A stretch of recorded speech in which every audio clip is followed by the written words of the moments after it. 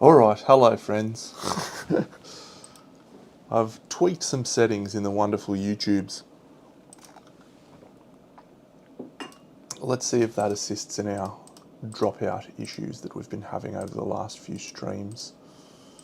I just finished a game of this literally 5 minutes ago, so we're going to be setting up for a new one.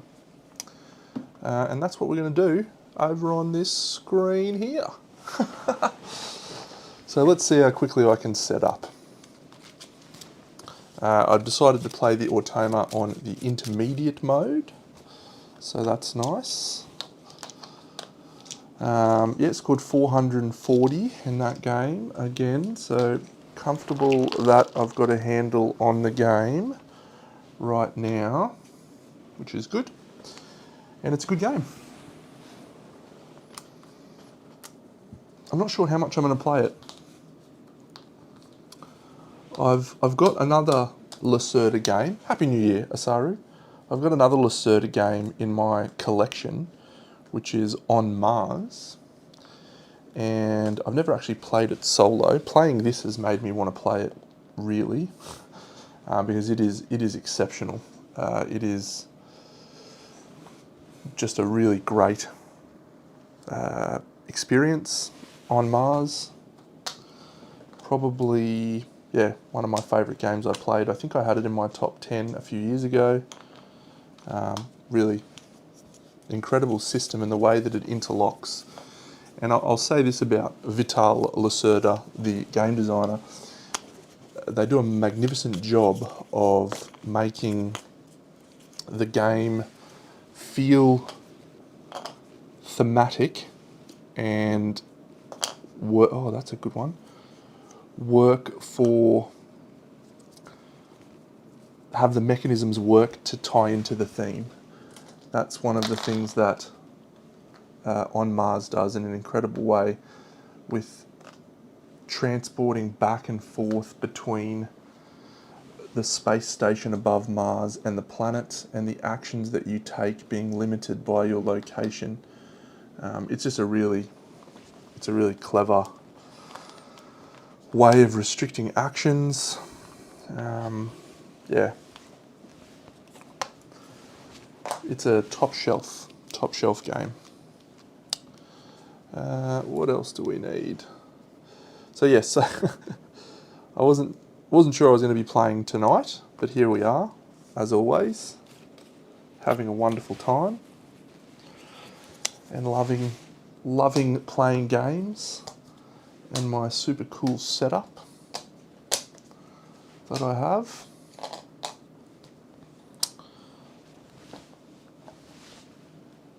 And yeah, this game's going, hopefully, to get played with some multiplayer sessions soon, because I've said many times on the stream, I like to assess games based on my own experience with them as an individual player, solo player, and then my experience with them with my compatriots that I play with. Definitely changes up how I feel about games when, you know, my friends that I play with love it or don't love it, as it were, in some instances.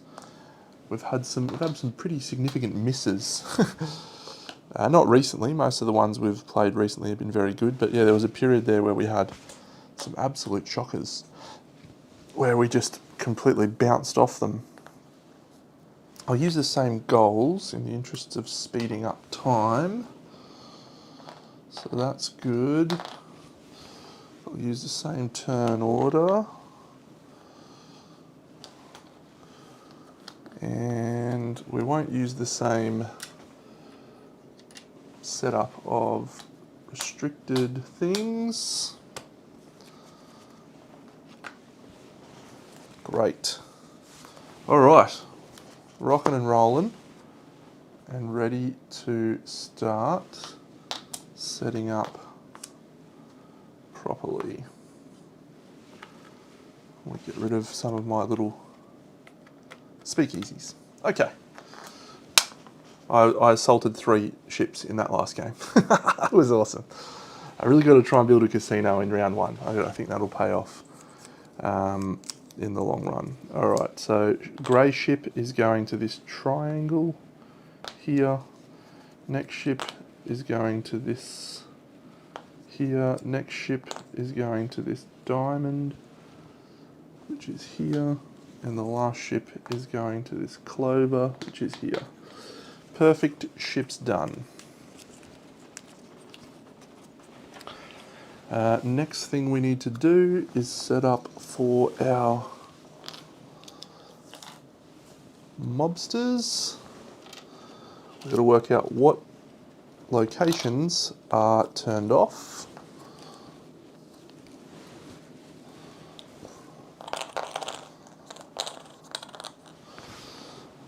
Good work, don't I?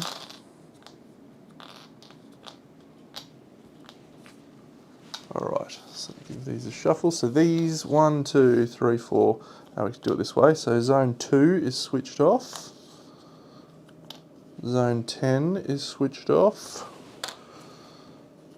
Zone 16. Zone 5. Zone 12. Perfect. So those ones are all done. Now we will grab out 4 starting tiles. So this will be the order.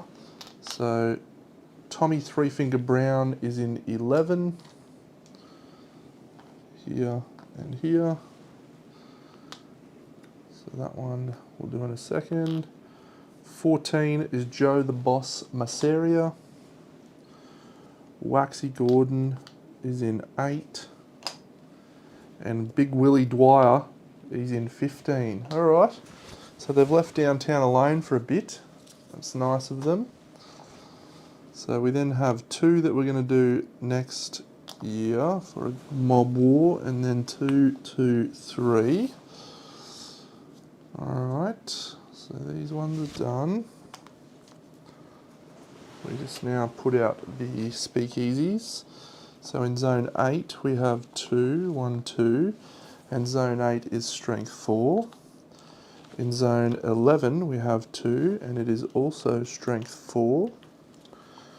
In zone 14, which is here, we have Joe the Boss, and he's only 3. And then in zone 15, it's Big Willie Dwyer. What a legend, and he's at 4. So those are done. Now next time we're going to have a fight in 13. We're going to have a fight in 9. Yeah, they're leaving them down here alone. So do we want to prepare for that or leave that? Okay. The policemen.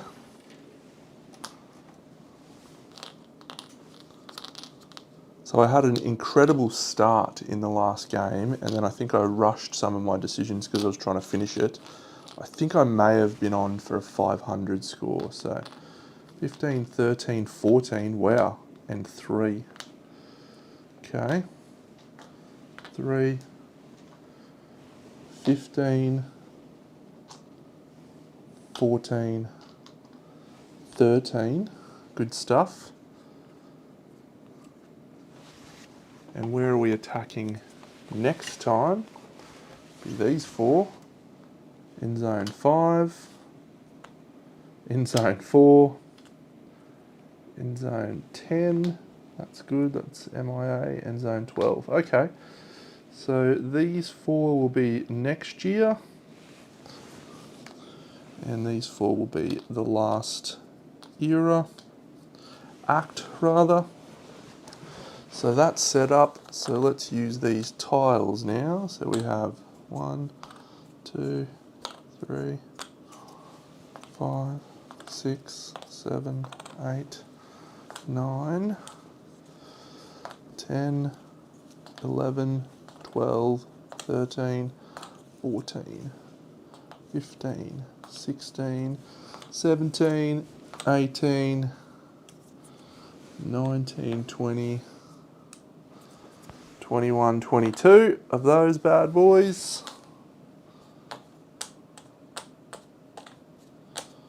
Yeah, I reckon this is a pretty quick setup, actually. There you go.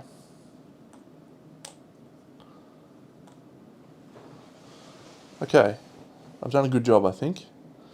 We just need to move our infamy markers down. Then we need to set up the deck for Joe. So we're going to play on the medium difficulty again. All right, so 2s, 3s, 0, 0, 1, 1, 3, 1, 0, 4, 4, 4, 2. So in this gangster difficulty, first thing we're going to do is we're going to deal out one of these to gain him a bonus to one of his tracks. It's going to be the purple track. That one is now discarded. Then we're going to keep all 3 ones. We're going to discard 1, 2, 2 straight away. And then in duck soup difficulty, you do 1, 2, 2, 1. But in this difficulty, you do 0, 2, 2, 0. So that means we have all 3 ones.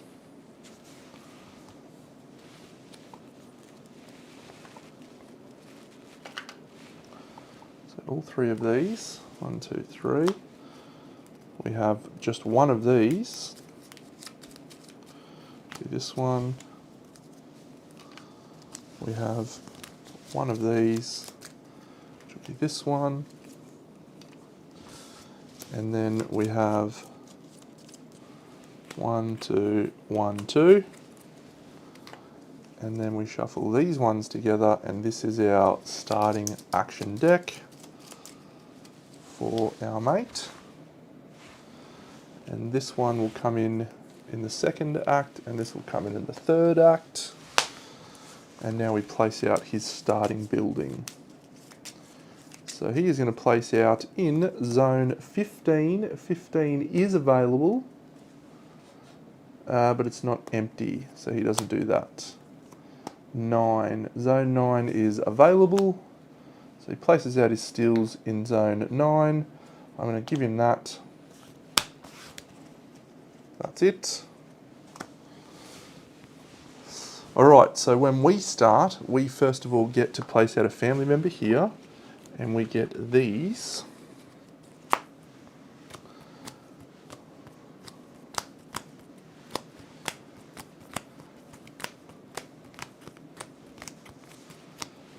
Yeah, long game to set up, but I've certainly gotten quicker. Alright, so this is my starting cards. So I'm going to get this one. These are all face up. The decks, I should say. This one.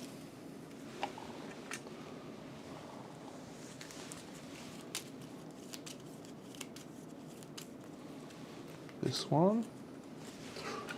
Help card. And this one. I enjoyed attacking rum runner ships. That was a lot of fun. And there's some good ones there now. There's 3 for every thug you have. That seems pretty good. Plus that 1, 5 for your strength. 1 there. Alright, how did we go? These 2 family members go on the track. Okay, so we have picked ourselves up a pretty tasty advantage, which I leveraged last game. The only thing that might influence my decision is if there is a very good helper card in the deck of helper cards that comes out. Otherwise, I think we're good to go. That was quick. So that's 2 free thugs. That's to a delivery. Wow, that's good. And that is not as good. 2 leverage tokens, but yeah, okay. That delivery one is amazing. So in my first turn, I get to place out a family member on the docks. So if I was going to attack the docks, I would want to attack this white ship because it is a barrel that gets me a bonus for the amount of strength I have, and I feel it's important to press up strength. So I'm going to take a card from the bottom row, because I'm placing my family member in the bottom row, which gets me an operations card. And then that'll allow me to potentially attack this ship because it is in that row. Even if we do buy from it, it's going to move up to here and it'll still be in that row. So that's where we want to go for the purposes of attacking that ship up the top. And that gets us to draw a card. So the card that I'm going to draw, it's going to be a purple. All right. And then to start the game, you get to play an operations card. I'm going to play this red one. I'm going to discard it. And then I'm also going to discard this one. And that lets me move up a track twice. So we're going to go 1, 2, moving up that red track. Because we've moved up 2, we also get to move up this track 1, 2. So that puts us on 7. Now we also place out a building. Now if I place out this building, I am going to immediately bump up my track and place out a family member who could go into my VIP room,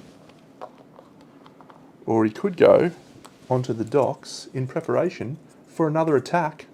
An attack, I say. I have enjoyed the rum runner pillaging approach to the game.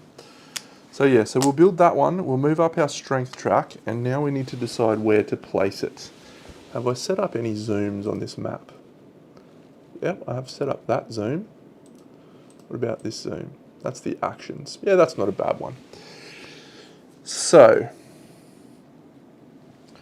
have a matching casino and nightclub in the same zone. This is very tempting, a sell action. And gain a family member's not terrible. I do kind of want this as well. This one is 2 speakeasies in 2 separate locations.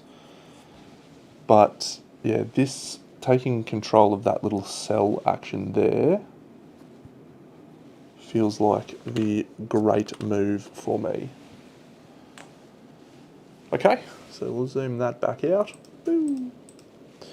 So when I move up my strength, I get to move up my infamy. So I'm on infamy 8 before the game has started, which unlocks this family member, which means I can place a family member again somewhere on the board. I can place them in my VIP room.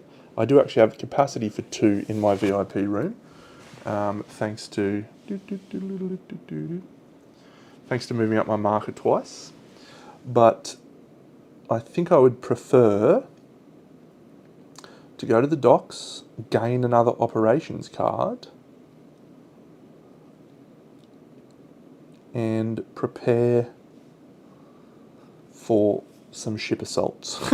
It's a crazy plan. Let's see if that works out. We can take a city tile. No, I don't like any of the city tiles. Don't think we need a thug. So yeah, we're going to take another operations card. And I think I'll take this one with the helper. Already got one of those. So no, I'm going to take this orange one. Let's take this red because I discarded my red. Perfect. So that was my first zone era thing, starting the game. So we have a speakeasy on the board here. He has his stills here. I'm going to place my stills out probably later in this first act. I think it's going to probably try and go here. And that'll get me pretty good distance. I'm not going to be placing anything here. I think if I'm going to go somewhere, I'd go here. I can drive up and back. That seems fine. All right, we're ready to go. So let's commence with Joe's first turn. I haven't set this up, so we're going to have to set this up. Let's do that now. Properties, configure video.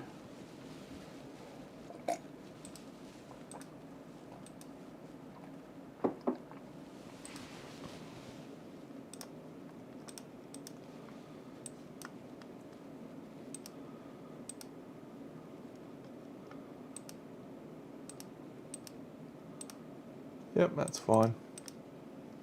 Okay, so he's going to move up his VIP room track, and he's going to protect up to the number of buildings that he has and the number of people he can put out. He can only put out one, so he's got one family member protecting that. He's then going to put out a speakeasy, and we're going to find out where he goes with this speakeasy by shuffling this deck and dealing it out. I'd love to see not one of these zones that I was thinking about. Zone number 2. He can't go in zone 2, but he does place a family member at the docks here. And that's it. He'll try instead zone 6. So he can place out in zone 6. He will. He preferences top. So that'll go there. That'll go there. So he's placed that out. And now he's going to produce barrels. He can only produce one barrel at the moment at his speakeasy, and that's his first turn done. Geez, he's having a strong start. He moves up the infamy track 1 space because he moved up his infamy. My track. Didn't grab a helper card. Okay, and his capo went to this spot here. Alright, so I would like to move up my strength. I'm not sure I want to get a mobster as yet. I don't have enough money to do much right now. I'd like to place out 2 more speakeasies, or my speakeasy, my still.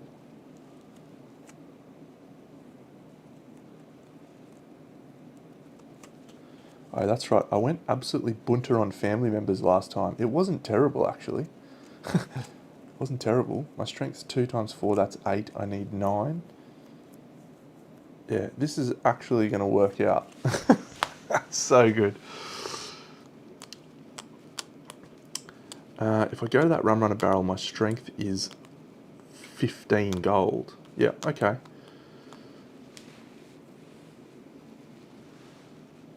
So we go there, then we go... We don't have the extra cash that we had to start the last game, so I just need to make sure of my plan here. So I've got a couple of operations cards that let me gain helper cards. One of those lets me do a delivery, and I really like to take that. But yeah, I think we're definitely going to go build some speakeasies, and we're going to go see this guy lets me take an helper card. So I'm definitely taking that card. Perfect. Let's grab a city tile. It's okay. I prefer this to mobsters one, actually. So we're now going to build 2 speakeasies. So if I build this one, I get a mobster for free, or a dude for free. Where else can I go to get strength? There.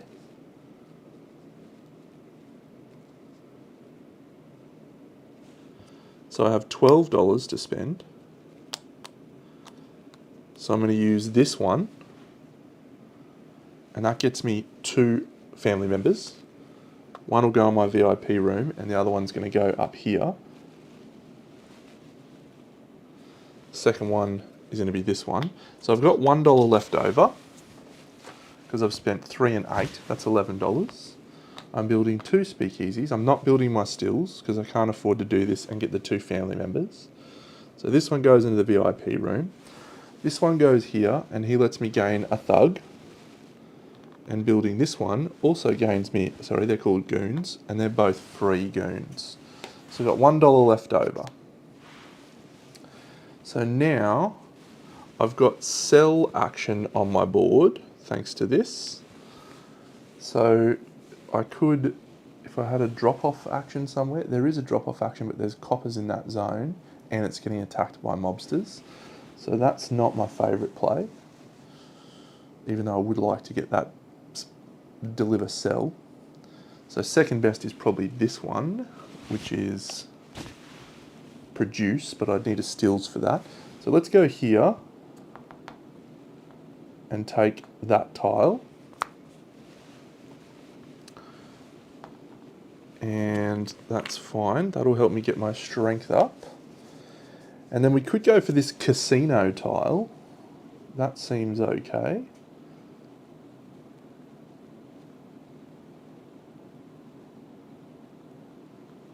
But that does put us in this zone. However, that will win us the region in a region war, which I like.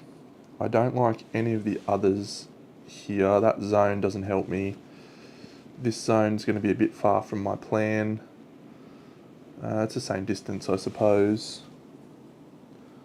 So I could also build my stills here. Have a still off. I don't want to build it here because I want to work towards having the casino and the nightclub in the same zone, and I want to upgrade those. None of the other areas are attractive to me. I don't have the strength. I do have the strength to take over a building, but it then stops my plan that I want to do later. So I don't want to take over one of these. So instead, let's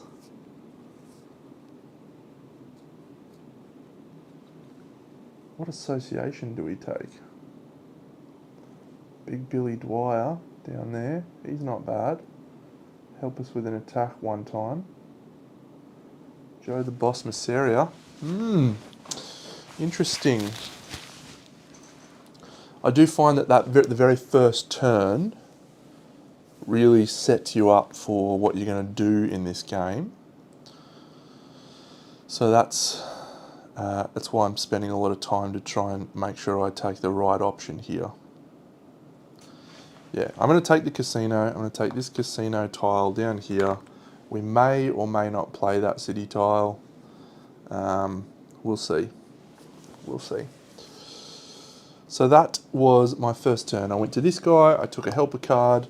I've built 2 of my stills. That gave me 2 workers. One of which went up here, which hired me a goon. This one also got me a goon. So I've now got 3 goons and we're under control. Looking good. End of my turn, draw an operations card. I will draw this red operations card. That's it. So we're going to go over to Joe, who unfortunately has a level 2 card, which is bad for us. Putting out a casino? No, nightclub, thank goodness. Okay, so moving up his distillery track. Going to produce at his distillery, so he's going to gain another barrel there. He's then going to place out a nightclub, so the nightclub is going to go into Zone 11. Zone 11 is possible. He's going to take a helper card. He takes the most expensive one, which is that one. Okay, that one's not much better for us yet. Zone 11, so he takes over one of these 2. He's going to take that. He always is considered to have sufficient strength. It's placed there. He doesn't have a protection action, but he's going to deliver barrels. And he's going to deliver up to 2 barrels, so he's going to go here, and he's then going to sell both those barrels. That's a very strong start for us, or for him rather. And that's going to be at the princely sum of 10 and 15 is $25 for selling those 2 barrels. So strong start for Joe. He's done 2 actions in sequence that actually make sense, which doesn't always happen. And the location that he went to was this lady.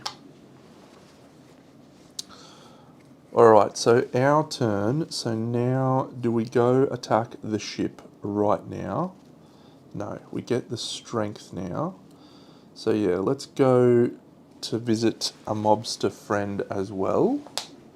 We're going to move up our strength track. That gets me up here, so I am 1, 2, 3, 4, 5, 6, 7, 8, 9. So I need to go up 2 more spaces to get to a helper card. And then I get to associate with a mobster and potentially buy goons. I can't afford to buy goons, but I will associate with a mobster and it's going to be Joe the Boss Masseria, I think. This is a wild time here. I'm setting myself up to go assault some more family, some more people. I could protect.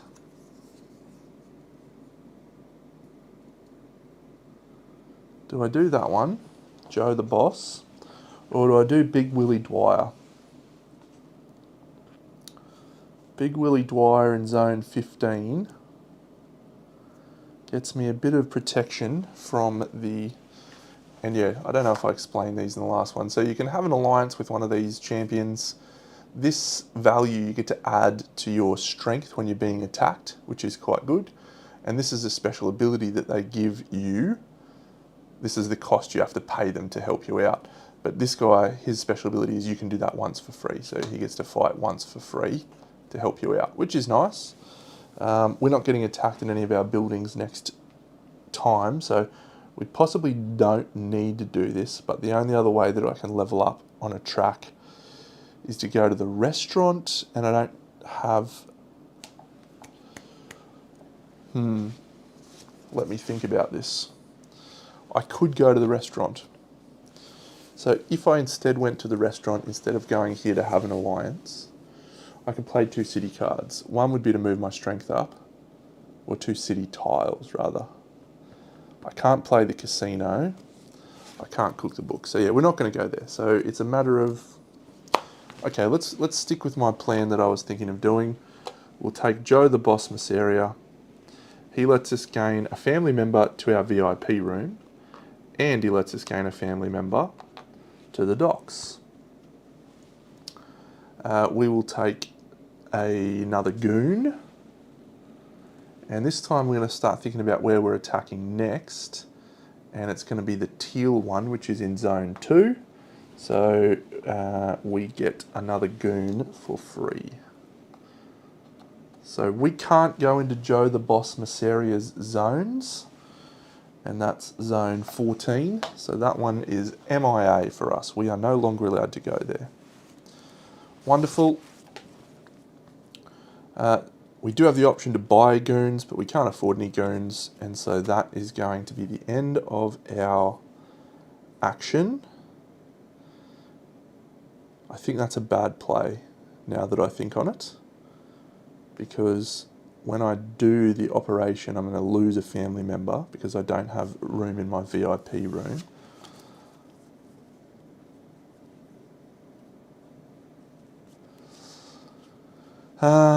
Yeah. Instead of going for Joe, I might go for the other guy. Yeah, I'm going to go for the other guy. So we don't have that goon. Neither of those family members appear. Which actually means we can't go into this region. 14. So we got Big Willie Dwyer. He's on our team. Everything else is the same. Draw an operations card into our hand, and we will take this one. Very good. Fortunately, he's going to the restaurant. He's going to steal the turn order action out from underneath us, and he's going to cook books. He can't cook there. He can't cook anything at the moment. He hasn't attacked. He doesn't have 3 protected regions. So all he does is he goes here, cooks 1 book, and he gets $10, I think, for cooking that book.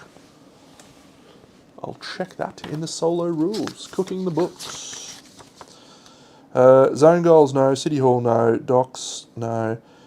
Joe places less than 3 books. He places 1 book in the leftmost space. Ignores the goal, only benefits but gains $10. So he's on 35 right now and absolutely rolling us. Alright. So we have to make this action count because we're about to change turn orders. So we're going to go...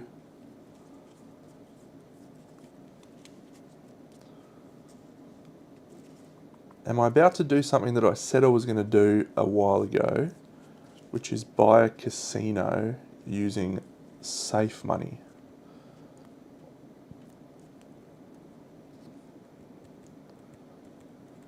Is that a crazy plan?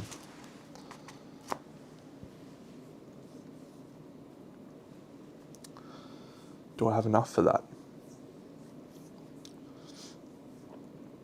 I don't think I have enough to do that. I need some cash.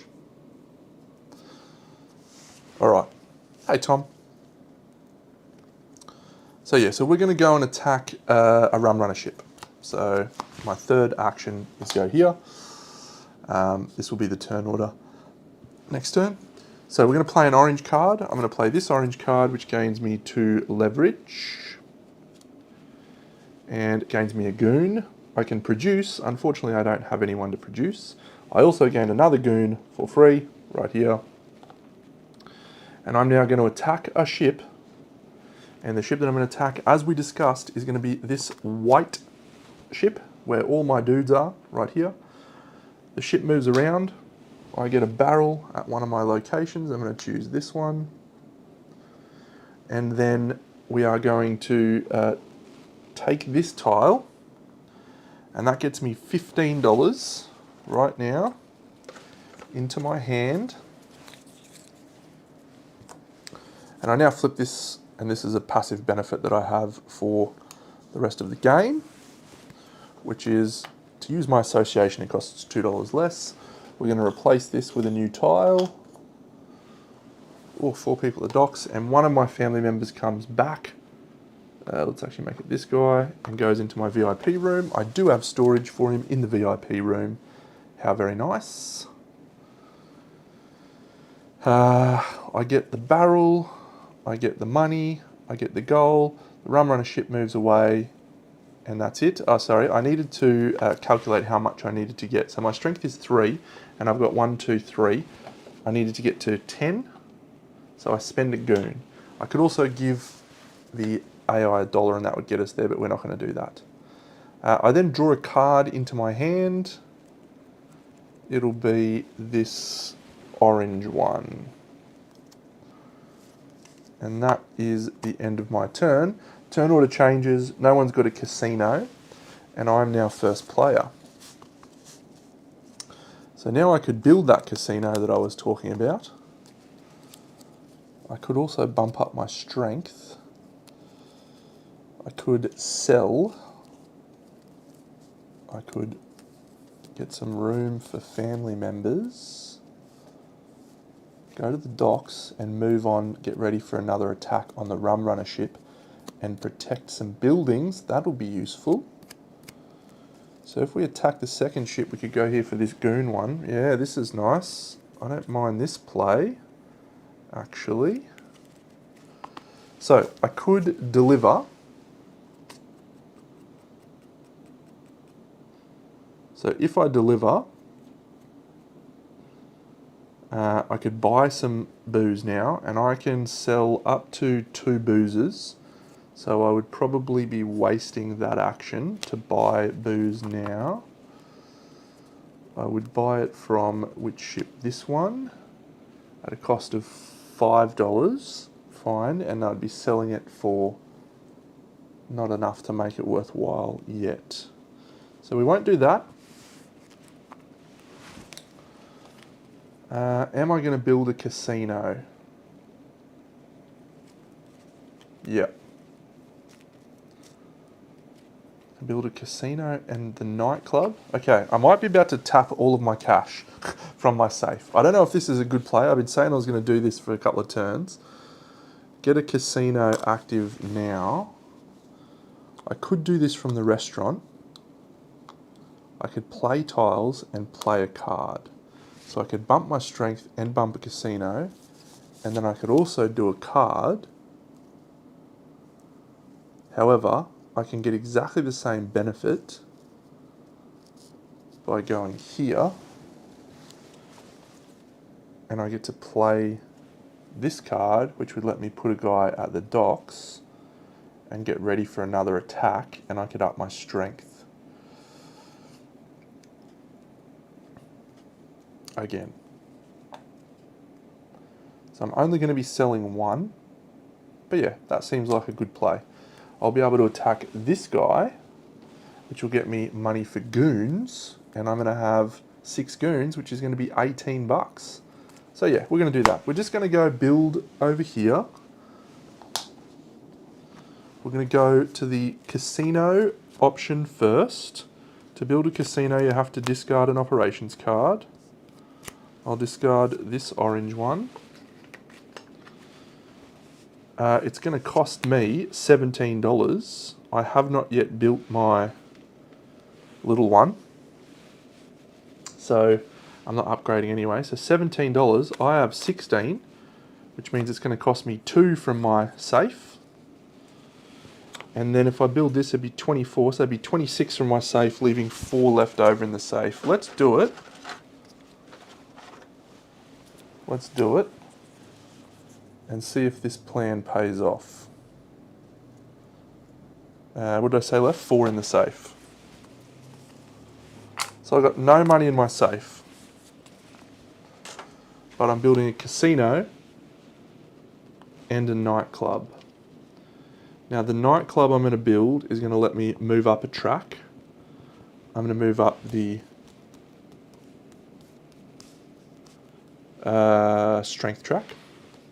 Have to discard another card. I'll discard this red card. So that bumps up my infamy. So I'm 1, 2, 3, 4, 5, 6, 7, 8, 9, 10. And then I'm also going to place this casino out. So the casino we're going to place here on this barrel. Get some extra cash for it. We're going to ditch that. And this I'm going to place in the same zone there, which is going to gain me that city tile. So if I get 2 family members there, we're going to have achieved that zone goal, which could be a nice book cooking very soon. Now, that was just building my buildings. I get to play a card, which is a purple card, and go up a track. So the track I'm going to go up, I'm going to do that first, is the red track, which is the VIP room track. I'm going to move up my strength there. That lets me draw one of these. I'm going to take this one for getting 2 goons. Also lets me draw a card. I will draw this purple one in the hand. Playing this purple card into here, it lets me sell the 1 beer that I have. Lets me gain a family member first. So I'll do that. I'll place this family member at the docks. We want to attack the teal ship, so we want to be in the middle zone. That's going to let me get a goon for free, so I'll do that. And then I'm going to move all my family members over there, because you can do that when you go to the docks. Cool. And then I'm selling this barrel, and I'm getting 20 bucks for selling that barrel. Seems okay.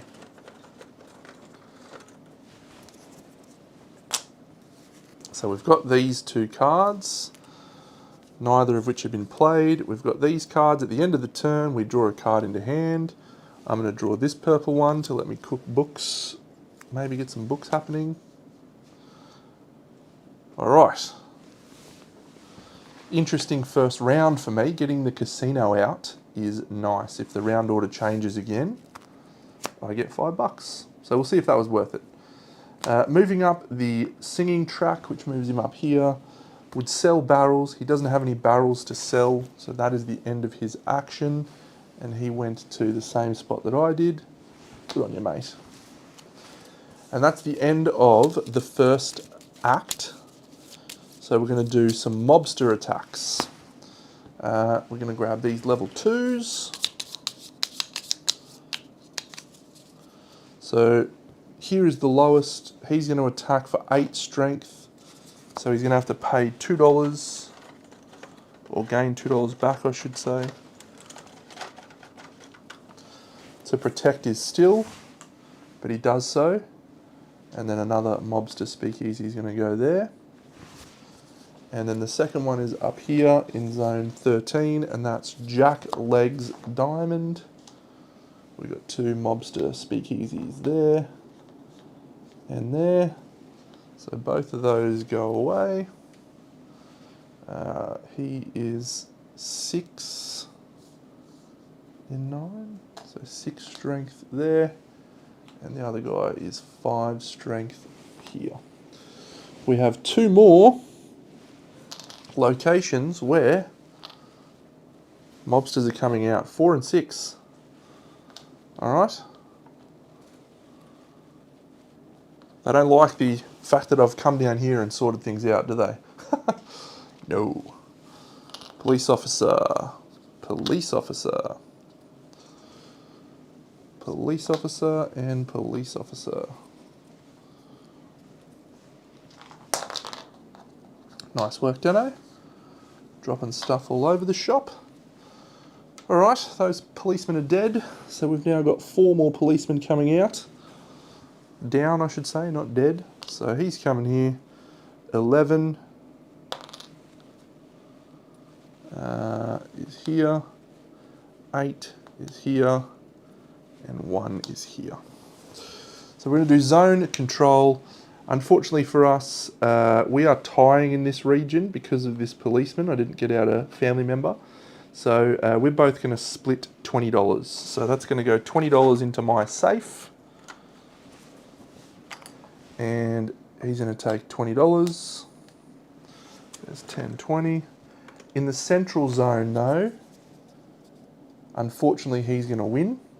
So he's going to get 20. And I'm going to split 0. So it's $50 because the mobsters control this one. He controls this one, and I control this one. So I'm both tied at the bottom, which is 0. And down here, no cash money for anyone because no one's in that zone. That's the end of zone control. We go on to the next act. 3 capos come back.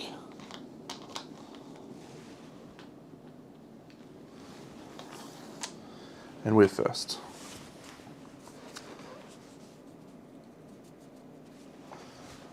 So, do I start straight away with this rum runner play and punch on with that ship? That's going to be a lot of cash. And then I've got room in my VIP room.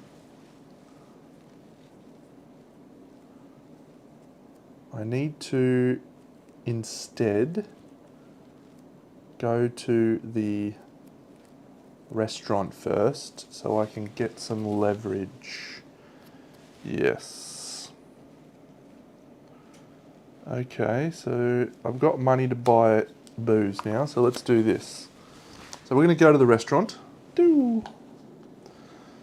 And we have to discard a card. It's going to be this one. And we're then going to discard a second card.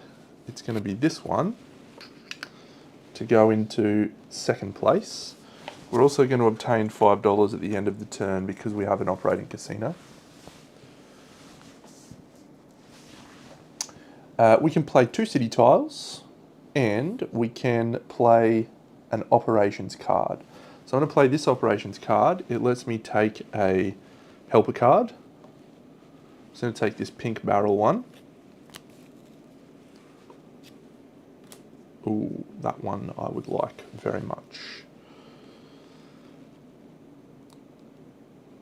Great, and then we get to slide this in here, and we're also going to get to do a delivery action. So I'm going to buy from the teal boat. What's my boat, my shipment? My movement's only 2. I can buy from the white boat. Yep, perfect. 11 bucks. 9 and 4. So I've got $9 change at the moment. I'm going to send my little barrel champion here. He's going to move 1, 2 to here, and he's going to drop off at my casino and my nightclub. And that's got me leverage. Now I get to play 2 tiles. The first tile I'm going to play is probably sell the barrels now. And do I place out a second casino? Is that some crazy talk? I can afford it. I was talking about doing it. That'll get me $10 every time we pass. They're also pretty good. No, I don't think we'll put out a casino. I think we'll sell and move up a track. The track we'll move up will be the strength track. No. We'll move up the green track, I think. I don't think I'm going to be building my stills. G'day, Paul. Oh, enjoy the Anaconda film, Tom. Yeah, I think it might have been a setting on my system because I tweaked with some stuff before. Haven't had any issues now. I don't know. I'm sure you know what it's like, mate. You stream for months with no problems, and then you seem to have a wave of them in a few in a few days. So I'm playing 2 tiles. One of them's going to be this one. One of them's going to be this one. So if I go the strength now, I get to strength 5 on each.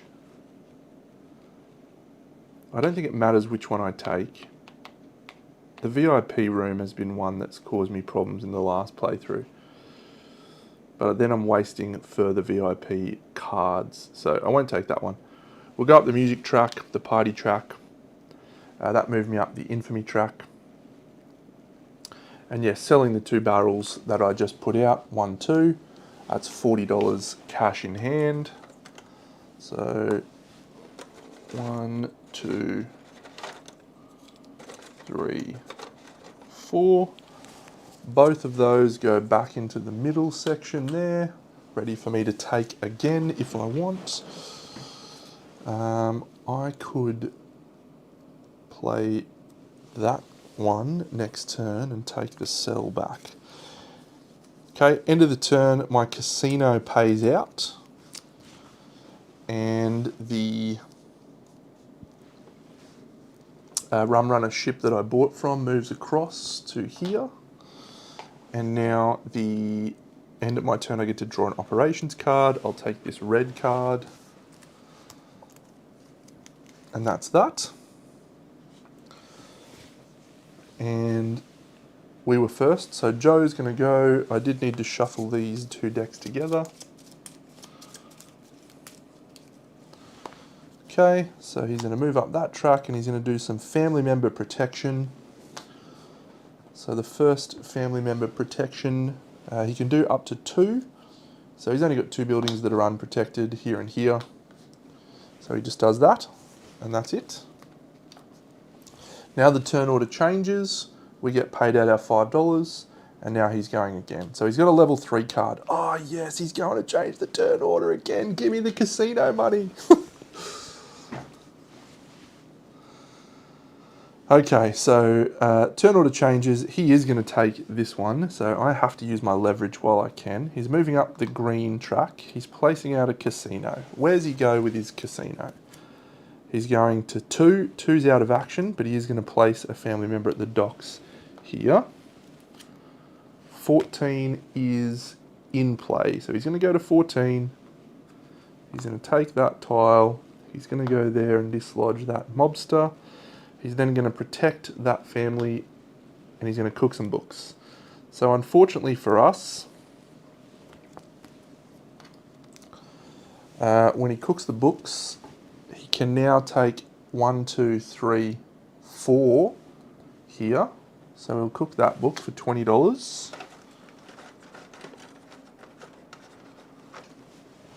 There's his 20.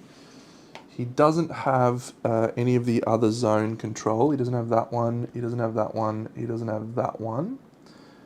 He hasn't attacked a rum runner ship, so he can't go there.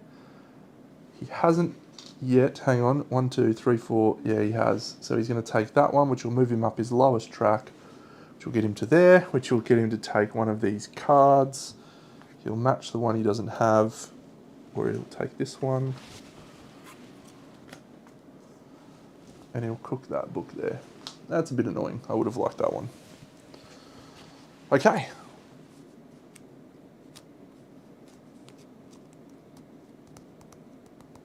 So my action now, I'm going to go to the VIP room. Or the one that lets me go to the VIP room, rather.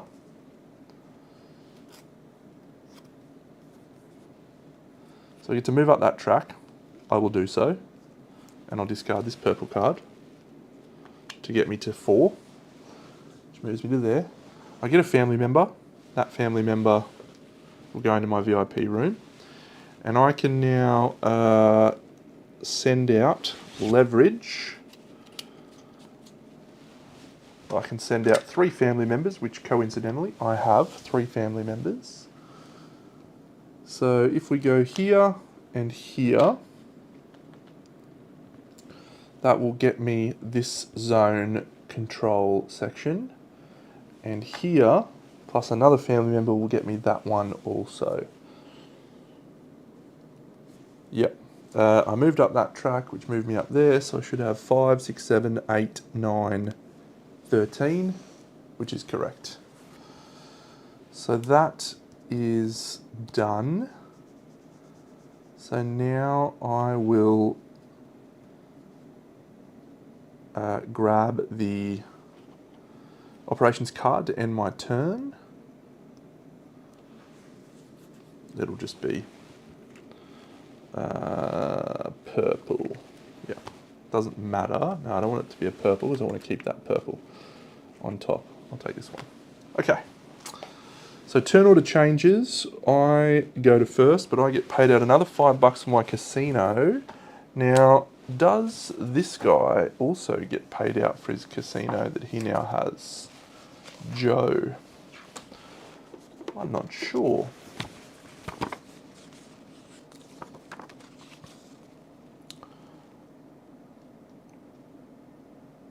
Yep, he does get $5 for each of his operating casinos. So he has 1 operating casino. He also gets $5. Let's just check out his money situation.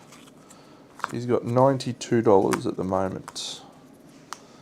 That's a lot because he's got a lot of protected buildings on the board. Turn order tracks changed. I'm now first player. I'm going to take this helper card, which is going to let me take a city tile. I'll take the city tile that lets me sell back from there. And I'm then going to go to the docks with my last action. I get to take 1 single free goon, which takes me to 6 goons. I get to play an operations card, which I'll play that one, and I'll discard another card to move up that track twice, which lets me go 1, 2, and I'll place my family member here in the VIP room. So I have no operations cards in hand right now. But then I'm going to attack a rum runner ship, which is going to be this one. I need 10 strength. I have 3 family members there. My strength is 4, so that's 12. So I successfully do that. I'll place that at the casino. One of my family members comes back to the VIP room. I get this tile, and that tile says 3 for each goon I have. That's $18. So we're just going to take a 20 in dollary dues. And that is 60, 70, $77 cash that I have in my hand. Okay. Another one of these comes out, and it is $5 for how far up the music track you are. And I also get +1 strength now in all gang wars. Okie dokie. That's me. Joe's turn. He's moving up the distillery track. He's moving up there. He's going to produce barrels. He can produce 2 barrels at his stills. He does that, and that is his turn. Oh, he goes to the docks, which actually bumps me. So I get to take a benefit from the park. I'll take a books for cooking my books. That's the end of Act 2. So we will do the mob attacks. So the first one is going to be here. 6. And we need to shuffle this. So we have Joe Adonis coming in at 4. And Carlo Gambino coming in at 6. So Carlo's attacking both of us. We need 8 strength. And here I need 7, 8, 7, 7. So I think there's going to be a mobster speakeasy here. But this attack is at 9. I have +1 from this. So 9 goes down to 8. Plus I've got 4 there. So I could spend this guy for free, which I will. And that costs me absolutely nothing, and I defend that attack from Joe Adonis. Then here, he has to spend $8 to defend that attack. So we'll just cash 10, do 4. As any time the mob attacks Joe, he pays cash to defend it. And mine is also 8, which goes down to 7. So I've got 4, and I'll pay $3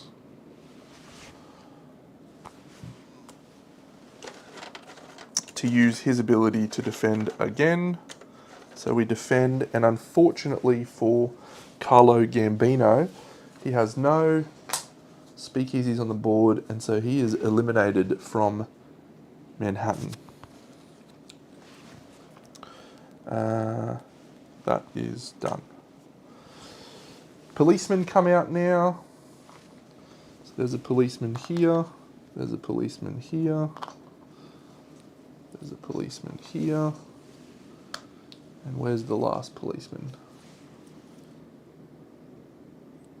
Here.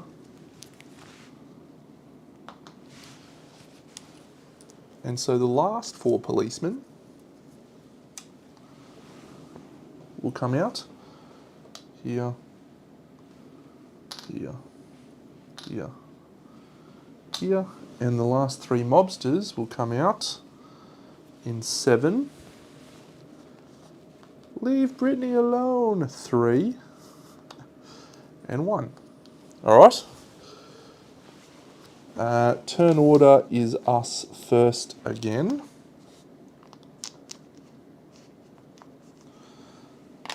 So I didn't spend any capos there. So at the end of my turn, I did need to draw into hand. We'll draw that one into hand. Yes, okay, so now this is going to work pretty well. So if we go there, we're going to build some stuff, and I can build that one, and I can get a helper card to get me those 2 books. Yep, okay, so I'm going to send my capo here. We're going to take this helper card, bang, replenishes like so, $5. And then I get to build 2 speakeasies slash stills. And I'm going to spend $16 to build these 2. And that's going to let me upgrade a casino and nightclub thing. Okay, so I can attack here pretty easily. At strength 5, I just need to spend some goons. And I got plenty of goons. So let's do that. So we'll spend 4 goons. Okay, that's fine. And I'm going to go here and here. Which is going to get me these two tiles. I'm just going to take that one. And unfortunately for Jack Legs Diamond, I've booted him out of Manhattan as well. Those are not helpful though. But when I built that, I first of all got to get 2 books. And then I also got to get a family member protecting one of my locations. And where do we want to go? We want to go here. So now I qualify for this zone goal and this zone goal, and I can go there. Okay, this is going to be a good turn, I reckon. A good turn.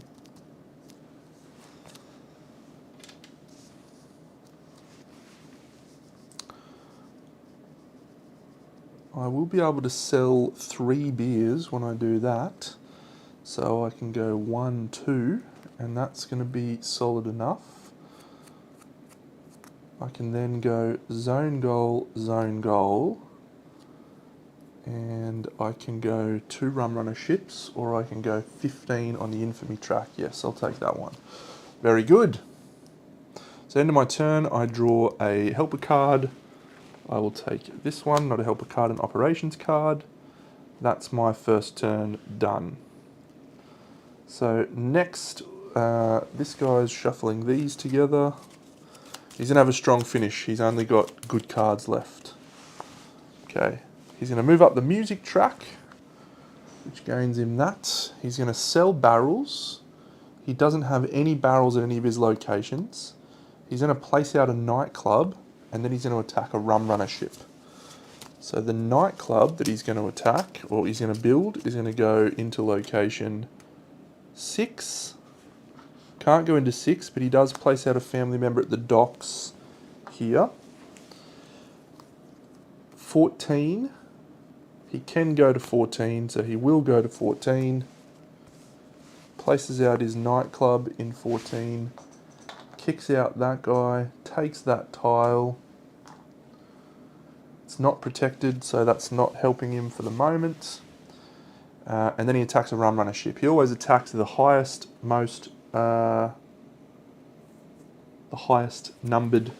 number of barrels. So he's going to take that one. He's going to place it at his casino because that's his highest protected operating building. And this tile goes to here. That gets replaced. And because it's Act 3, he gets $20 into his money pile. I'll just make sure it's 20. I think it is. 20 in Act 3. Yep, 15 actually. Alright. I'm just going to give him $1 extra for now. And I'll remember that in a second. And then his family member that was at that dock comes back. And this rum runner ship moves around to its next rightmost location, which is there. If I attack that rum runner ship, that's going to be worth $25 for me. 25. Am I attacking another rum runner ship? That's a crazy talk from you, Deno. Okay, so let's do this turn. I'm going to go to the casino. The restaurant, I should say. Where did his guy go, rather? He went to there. Yeah, so I'm going to go there. I can move up the track twice. Cookbooks, move up the track twice. That gets me the card that I need to play that. Cookbooks, and then play that card. And then I save that for the last turn to deliver and sell. So that card moves me up there. I can then sell 3. But I've only got 1 barrel to sell right now, so that's maybe not the right play. Am I instead going to play this green?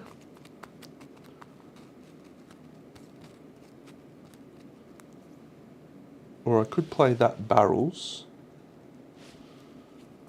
Yeah, great. So I'm going to play this helper card. I can deliver some barrels, which I will. I'm going to buy some barrels. We're going to buy from the green ship. It's going to cost me $13 to buy from the green ship. I have $13 right there. And that will get me those 2 barrels. I'll then deliver one of those barrels to here, one to here, then I'll move back to here. The rum runner ship moves across to there. I don't have a second ship, so I can't do anything, a second boat, a second truck. So that's fine. So now we go to the restaurant. So when I go to the restaurant, I have to discard a card. I'm going to discard this card. And then we are going to place our... We have to go here. Unfortunately, we can't afford to discard this card because I'm about to play it. We're going to cook books 3 times. I have 3 books. The first one is going to be this zone to control, which is $20 in the safe. The second one is this zone to control, which is another $20 into the safe. And that lets me move up 2 tracks. So I'm going to move up the green track twice, which gets my second truck in play. And that also lets me take a helper card and a operations card. So I'll take this one for 2 family members. Do I have a green one at the moment? No, so that's good. And the operations card I will take is a orange. Yep. And then the third book that I'm cooking. So I can cook 2 barrels for $15. But now I'm going to cook this one here for $15 in the safe. There.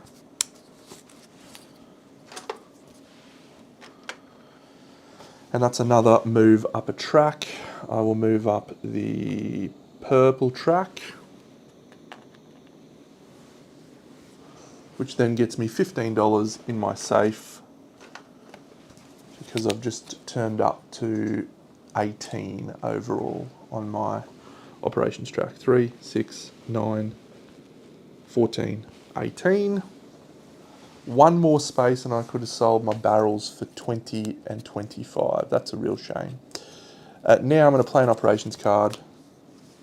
It's going to be this purple one. That moves me up the track 1 space. Thank you. And that will replace that, but it's exactly the same, so I'm not going to bother replacing it. I can sell up to 3 barrels. Conveniently, I have 3 barrels. 1, 2, 3. And those 3 barrels are going to sell for 25, 25, and 20. So that is $70. I'll just take this hundo right there. And that is a pretty rock solid ROI on that turn. Because now my casino pays out $5. Unfortunately, so does Joe's. Good turn. Good turn.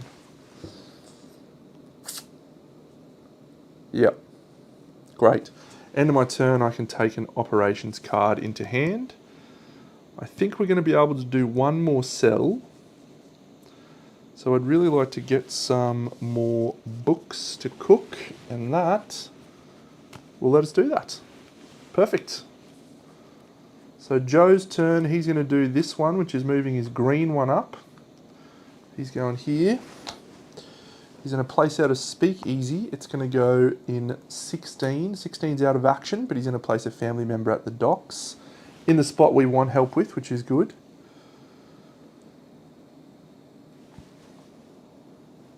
Attack the orange one. Oh my god, that's going to work out so well. So good. Oh, so good. So 16 he can't build at. 7. Can he build at 7? He can't build at 7, but he's going to take a helper card. He's got that one and that one already, so he has to take that one. Fine. So that one flips to here. Oh, that's a good one. He's going to go to zone 10. Zone 10 is out of action. He's going to go to zone 15. He can go to 15. He's going to build his little speakeasy here in zone 15. At the moment, it's not protected, but he's going to deliver some barrels. His delivery is 3. He has 2 here, so he will go 1, 2, and he has no other locations that he can deliver to that are unprotected or protected. And then he's going to sell his barrels. 3, 4, 4, 4, 12, 15. So he's moved up to here. So selling his barrels, so this one he's selling for 15, and these 2 he's selling for 20, so that's 55 that he's just sold barrels for. That's a little cheeky sell from Joe to take him up pretty high already. 160, and he's got 30 in helper cards. Don't love that. So that is done. The turn order stays the same. I'm in first. This is my second to last worker placement action of the game. So I have to take a red card so I can place out family members. But I actually just want to cook books and play tiles in my last action. So is this rum runner ship attack the right play?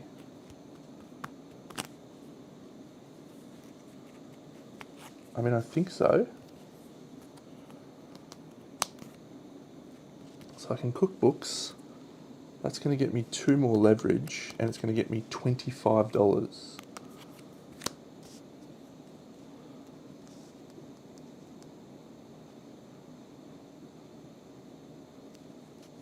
So this is an interesting last 2 turns, I should say.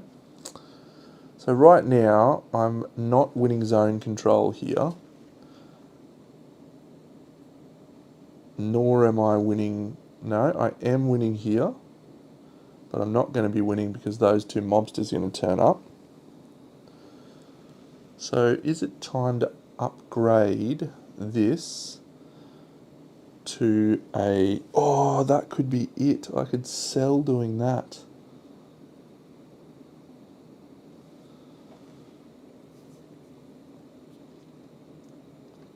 So I could place out the casino and that, and then play this purple operations card, but that doesn't let me sell anything because I don't have any barrels.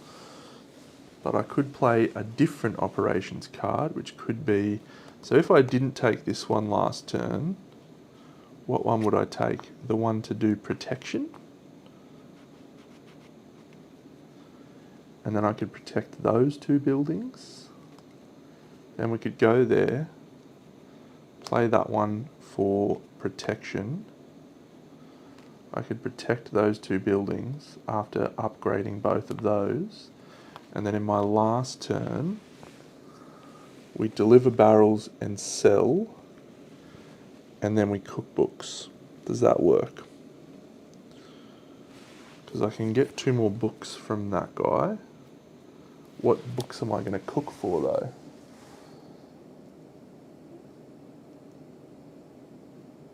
Yep, okay. Send out family members right now. What's my leverage? 1, 2, 3, 4, 5, 6. I don't have enough leverage to send out 2 family members. But if I can cook this book, that'd be really good. And then the next book that I would cook would be crates, I suppose.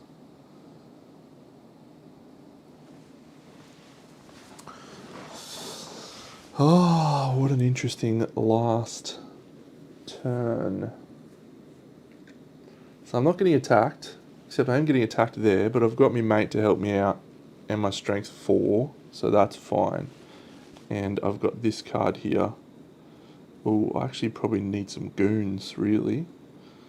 So maybe I'm playing this one for goons as my helper card to get me 2 goons. Oof. can move up any track if I go there. I could associate with this mobster guy here, which gives me an extra +2 in gang wars.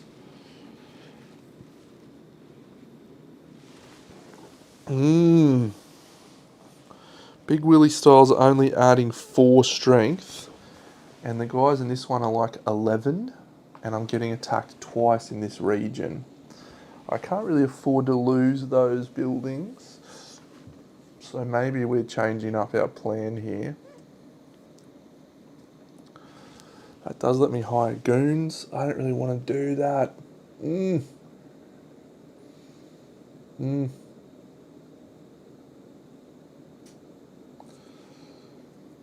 Family member.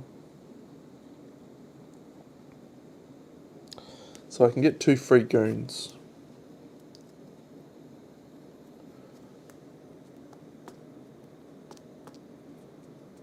I get a 5 strength, 6 strength, 10, 11. So we're probably okay. Their strength varies from 10 to 12.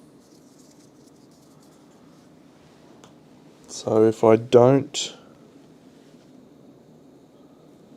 do anything, if I go somewhere where I can up my strength, maybe we're okay. So am I going to go to the barrel place again and get some barrels ready to sell, which will save me the need to do this.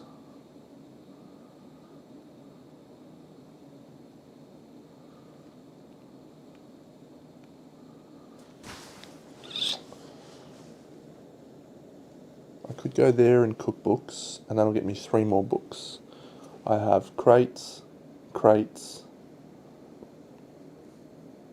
and I'm not going to get that, I don't think, unless I play a red card as my other action. But I wanted to do 2 city tiles. But if I instead now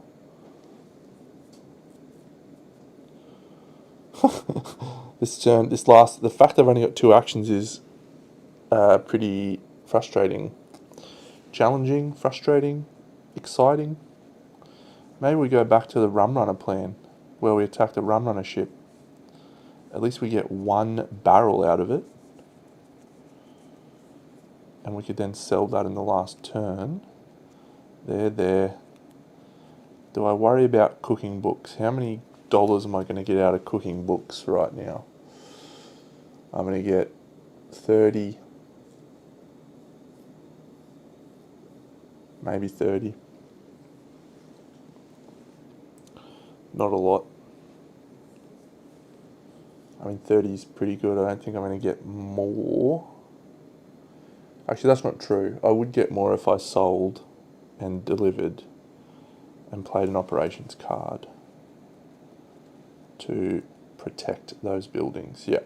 Okay. I think I've made my decision. I think. So I'm going to attack a rum runner ship. Strength is 4, that's 12. I can attack that orange one. I need 13. I get to recruit a goon for free. I'm going to recruit 2 goons for free right now at the start of my turn. So I feel we're going to need those for the war that we're about to embark upon. I'm going to go to this location. That's going to let me take either a helper card or a family member. I don't need a family member, so I'm going to take the helper card. I don't have this one or this one. This one's worth $20. This one's worth 5, so I'm going to take this one for $20. Because I don't have that colour. No, that's fine. And this is going here. So that lets me recruit a goon for free, so we're up to 5 goons. I think that'll be enough to defend. We're attacking a rum runner ship. We're going to attack the orange one. So we need a total strength of 12. And I have paid our good friend $1 which is what will take him up to where he needed to be. And 1, 2, 3, 4. And that means that I have a total strength of 12 in that location. I'll spend 1 goon to get to 13. We take this barrel, we put it at the casino. I take this. This gets me 2 permanent leverage. This was actually a really important part of the plan. And we also get $25 for attacking that rum runner ship. $25 dues.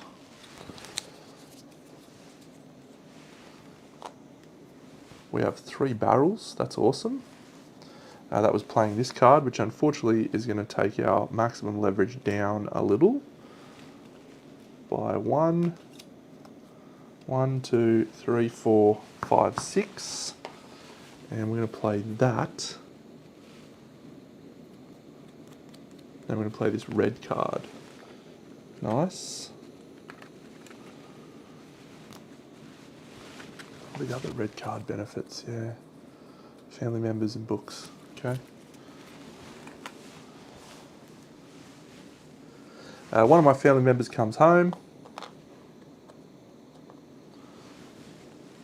And the orange ship moves around to the next space. That's going to get another barrel.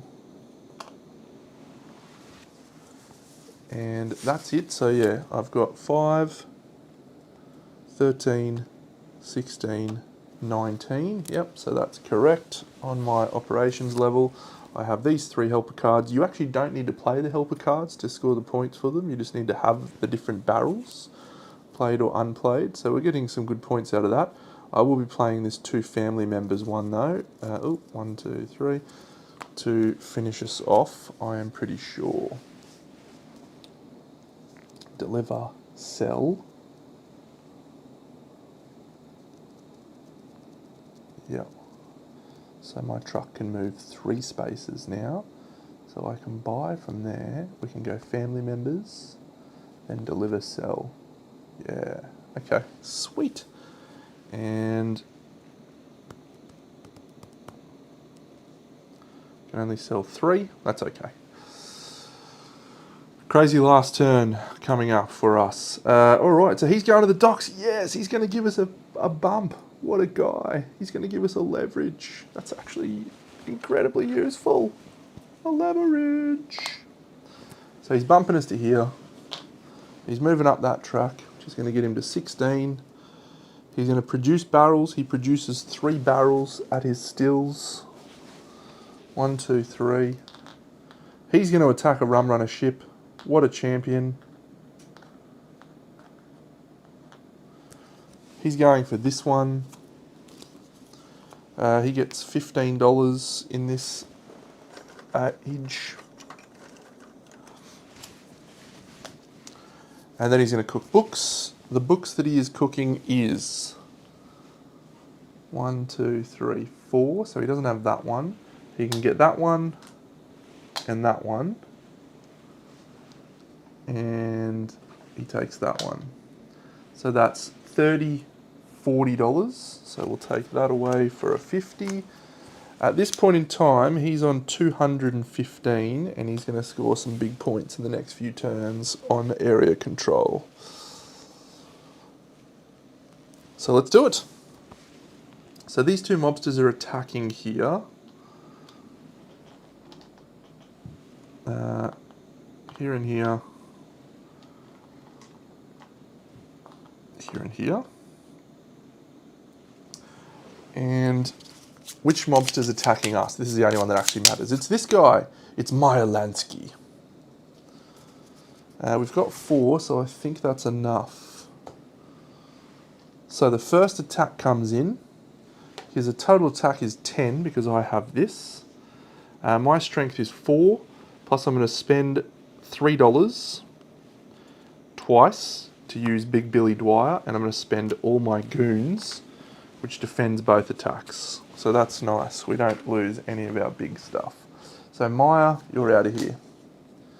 The other 2, I suppose, we should put out just in case old mate has to attack him. The police come out in the last 4 locations, which at this point is mostly irrelevant because we have protected guys in all of our locations that we need them in. Zone majority. So here I have 1 and 1. The mobsters have 3. So we're going to split $10 each. I'm going to cash in some of these. $10 for $50 and he's going to get 10. Here I've got 1. He's got 2. The mobsters have got 1. So he's going to gain 20. And in this one I've got 0. He's got 1. So he's going to get $40. No, that's a bad one, Deno. You really need to put some people in there. We're probably going to lose just on area majorities. Last turn, 1 capo each. I'm going to the restaurant. It's going to pay out some casinos. I have to discard an operations card. It will be this one. I am going to play an operations card first. Sorry, when I say operations card, I mean I'm going to play this helper card to get me 2 family members. And then I'm going to discard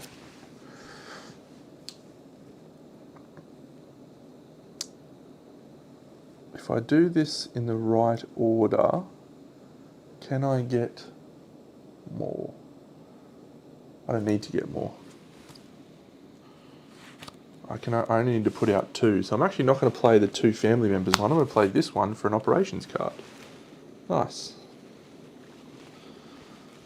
So I'm going to discard a second one. I don't need to.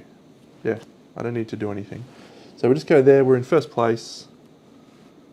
I'm going to put out these 2 family members on this location and this location. I have 1, 2, 3, 4, 5, 6, 7, but I'm playing this one, which gets us an extra 1, 8. That allows me to put out those 2 family members. Perfect. Then I'm going to play 2 tiles. It's going to be this one for truck and this one for sell.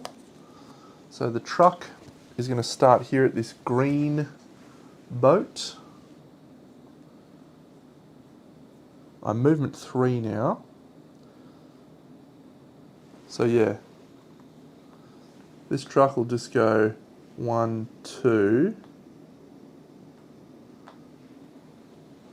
This truck will start, the brown's costing me 6 and 7. 1, starts here, no, starts here, goes 1, 2, 3. And I can only sell 3 barrels. So it doesn't matter which way I do it, I just buy the 2 cheapest barrels to sell here and here.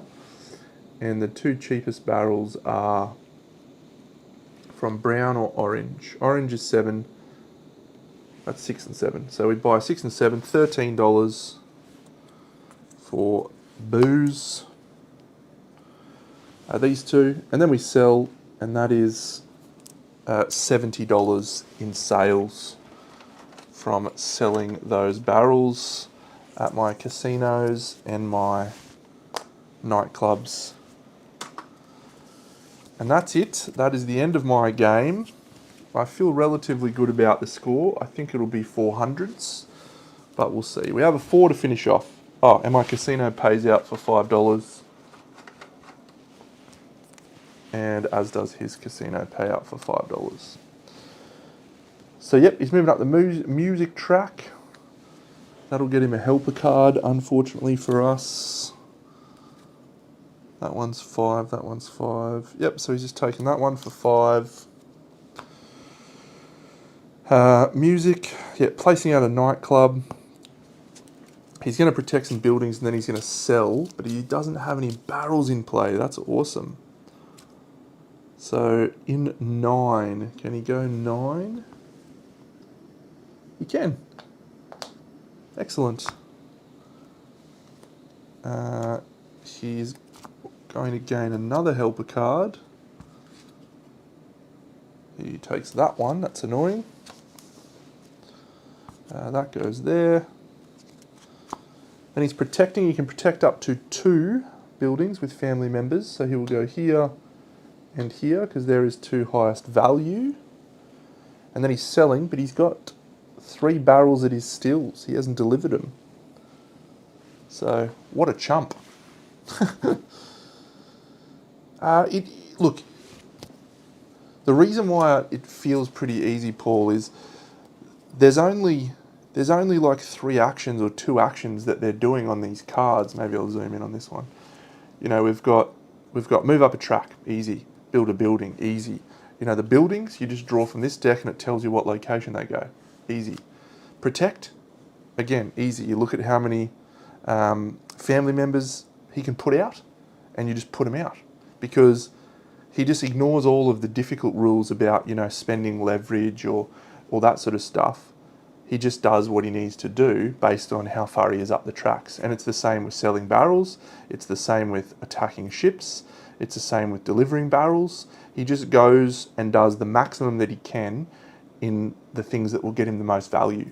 So all of the cards and the level 0 cards, I'm playing on medium difficulty now. The level 0 cards are literally move up a track, produce barrels. Move up a track, protect buildings. Move up a track, sell barrels. Move up, change turn order and then cook books. So it's actually a very straightforward bot to run, which is, not what I was anticipating when I saw the game, but it's actually very, very well designed. So kudos to them. That is Joe's last turn, and so we now go to final scoring. How exciting. So Joe scores final scoring. He's going to get dollars for these. He's got 7 of those, so we're going to give him $7 extra from those tiles. These don't get him anything. His helper cards, he's got 5, 10, 30, $45. So we'll again give him a 50 there. And I think we can probably cash out now. 1, 2, 3, 4, 5, 6. So we've got 300 on the board so far, plus these tiles. And now he's going to score for his protected buildings, which is 10, 30, 60, 80, 95.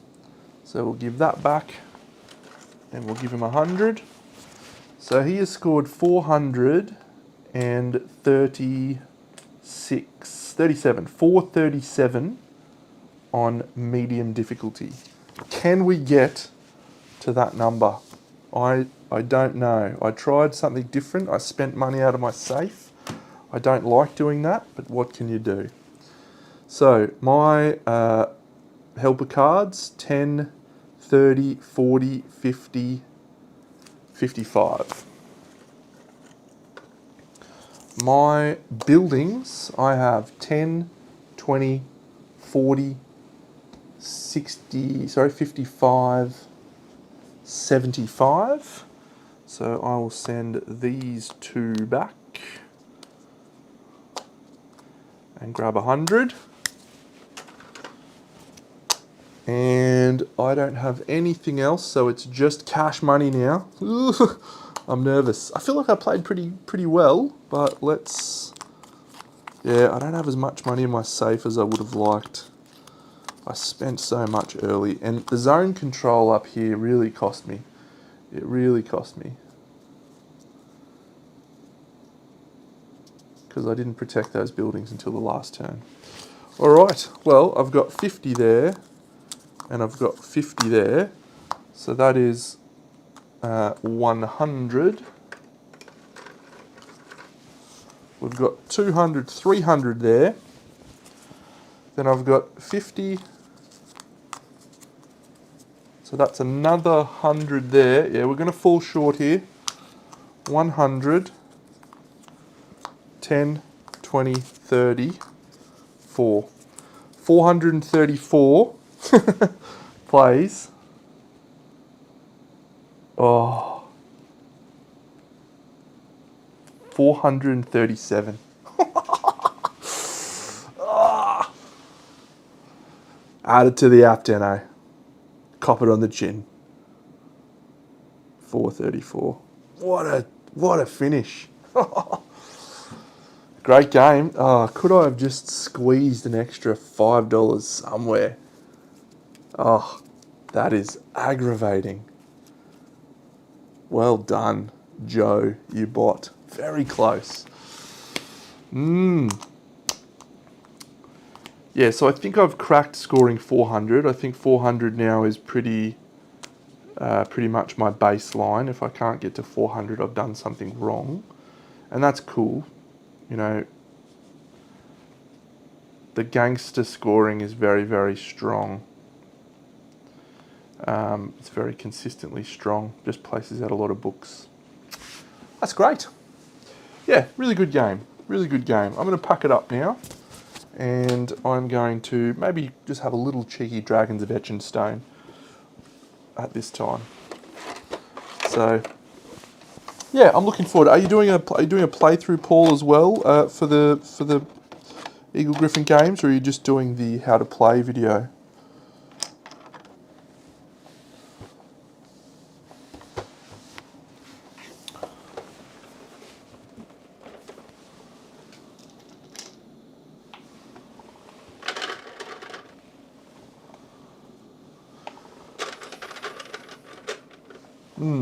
A lot of people rate that very highly, and I'd like to play it multiplayer, I think, before I make a judgment.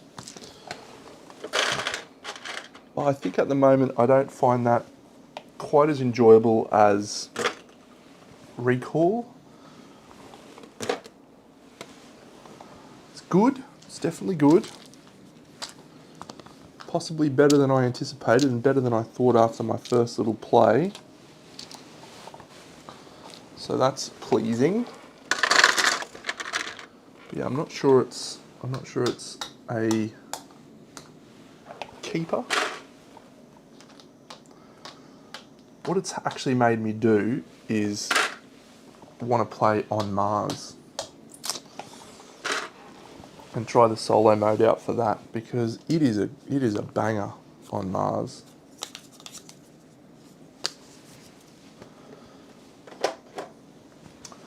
Okay, I will tune into that with great interest. I like to watch multiplayer playthroughs to understand how the game feels different versus solo, because it does have a very different vibe. Doing 2-player too. 3 players would be good if you can swing it. That's good of me, just telling you what to do. But no, 3 players would be very interesting, I think, because the board changes. You flip the board for 3 players and it has more action spaces, which would be cool.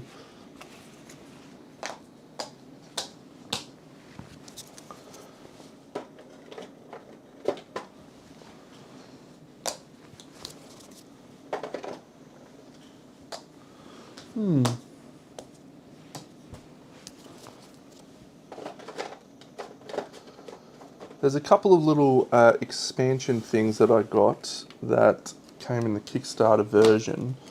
1-use abilities once per game.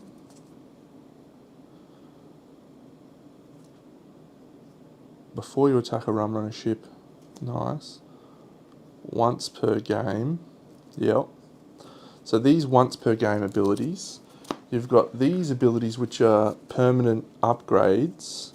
And then you've got this one, which is 1 use per act.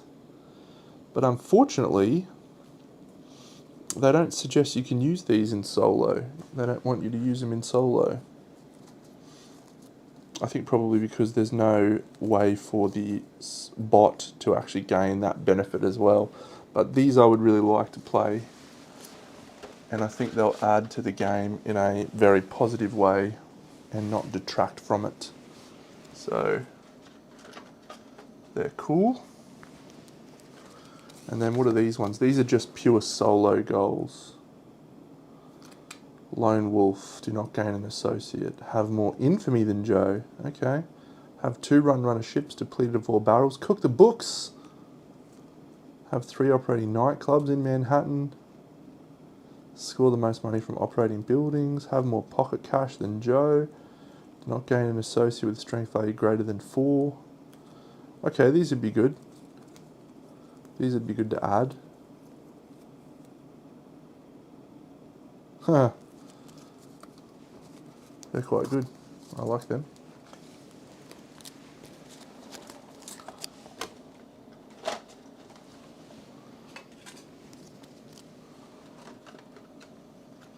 Yeah, enjoyable game.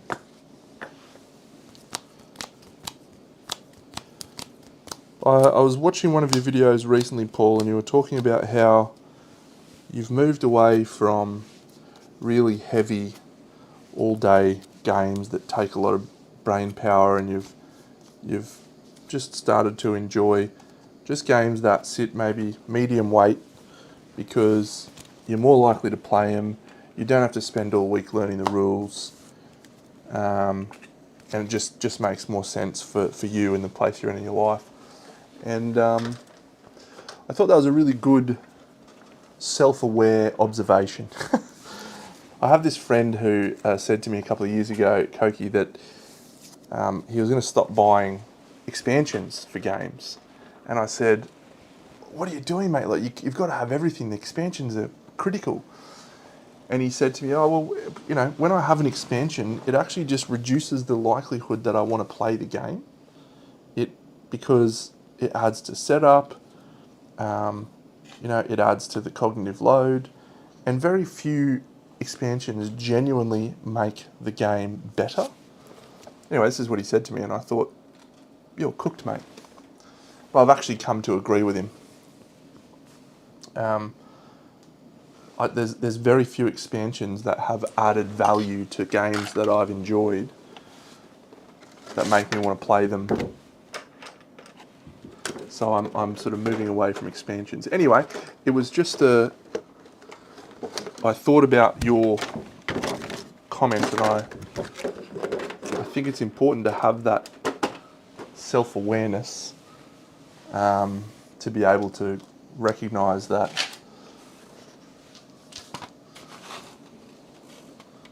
because I am still very much not at that point. I still want to buy everything. Everything. All right, how do these fit in again? I don't remember.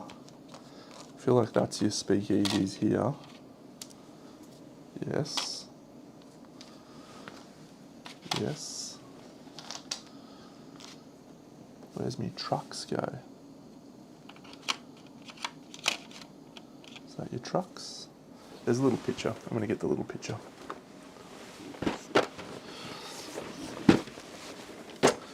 I've been looking at a game called Dragons Down, and you did a playthrough with a couple of guys on the channel, and the designer as well. Might even be a year ago, and I was really interested by the game, but watching that playthrough, yeah, I found very, very challenging. It made me not sure I wanted to go for it. Thank you, Paul. Have fun. Enjoy making your thumbnails and have a fantastic thing. I'm going to watch your Druids or your Freya's Swamp playthrough very shortly. So, yeah, I'd like to know if you think that is if the juice is worth the squeeze on that. Do you think that is one that is worth investing in the time? Because it looks like a lot.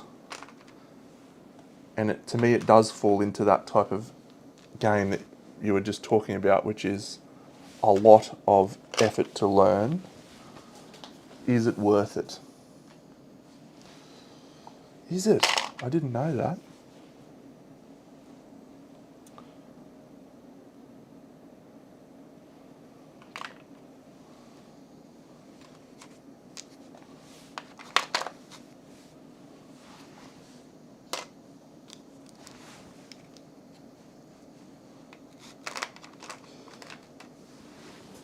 I mean, I've got Mage Knight, and Mage Knight does such a great job at fulfilling my exploration, but I have played so much Mage Knight that the joy of discovery is gone, if you know what I mean. It's like, great, here's an advanced action card, excellent. I have 3 available action cards that I have played in many games and I know exactly what they do. which one do I want to try in this game? It doesn't feel like a brand new sense of discovery situation. And maybe that will change when we have the expansion come out.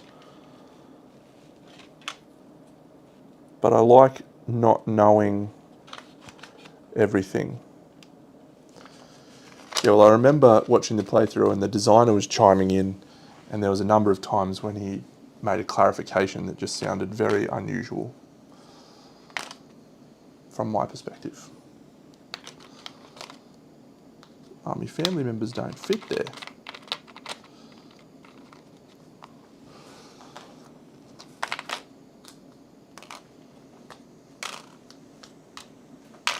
It looks cool.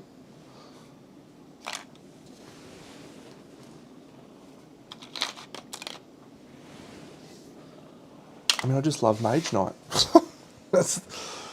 Why not just play more Mage Knight? And it's very hard to get, it's very expensive. And I don't think you were playing that game, I think you were just teaching it. And I've done that a few times, I always find it difficult to get a gauge on a game when I'm just teaching it. If I enjoy it, if I would enjoy it.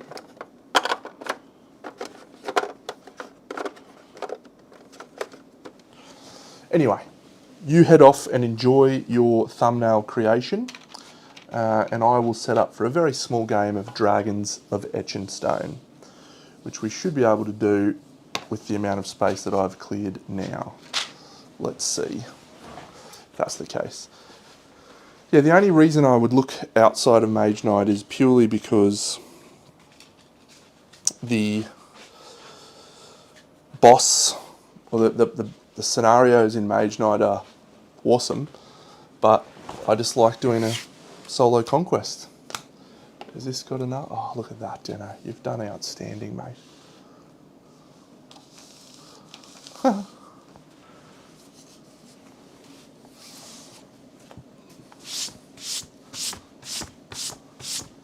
My neoprene gets so dirty. Alright, Dragons of Etchenstone. I got this a couple of days ago. Small little game.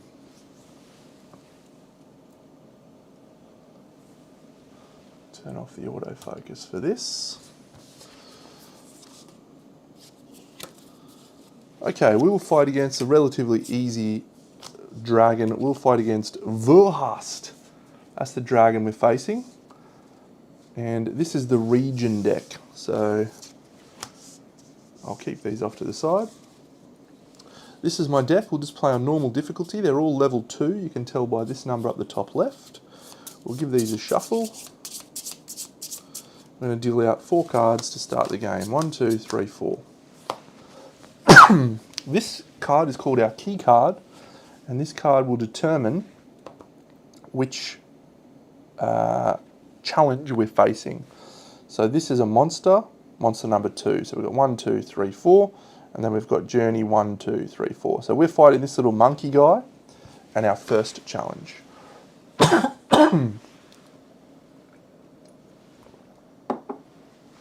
So the way that we fight a character is we look for spells. We have to create an action set out of these 4 cards that we've got. One of them is going to turn into a boost card, one is going to turn into an action card, and one is going to turn into an element card. So this is the order that we're going to do it in. So this card here is our element card. We use this symbol, which is the element of fire, or you can just look at the colour of the card. This determines our initiative. We're initiative 5, and this determines our strength of our attack. If we played a matching element that matches the colour in here, it's a boosted attack. The fireball is an attack, the boot is a walk, and this third card is used for this value here, which is boost. So basically all we're looking at is this side of each card for now, and ignoring everything else. So this action set that I've created for the first fight, this little monkey guy has an initiative of 4. My initiative is 5, which means I'm attacking before him. His health is 11. I've got this attack 8, we get to do a boosted attack because we played a red card, and we get to choose to add our boost to either our initiative or to our attack. We're going to add it to our attack. So that is an 8 plus 3, 11. He has 11 health. So we have had a complete victory in our first encounter. Very good. He will generate us 7 experience with which to upgrade our cards. So we can upgrade any of these cards. The experience cost is down the bottom. I'm going to upgrade this one first of all. This is called your reserve card. So we've upgraded this to level 3. And now this guy is strong against yellow, but I'm going to upgrade this motivated flight to level 3 as well. I could move this straight to level 4. That might be better. I'm going to do that straight to level 4. So at the end of a round, you discard any of your played cards. They go into a discard pile. You keep your reserve card if you didn't use it or something didn't force you to discard it, and you deal yourself out 3 more cards, or 4 if you used your reserve. We're now going to fight this little guy, this little bird champion, because we're fighting enemy 3. So initiative 6. Oh yeah, I need to actually level that up to 3 and then 4. That's better. So if I play that for its initiative, that will be initiative 7. I can play that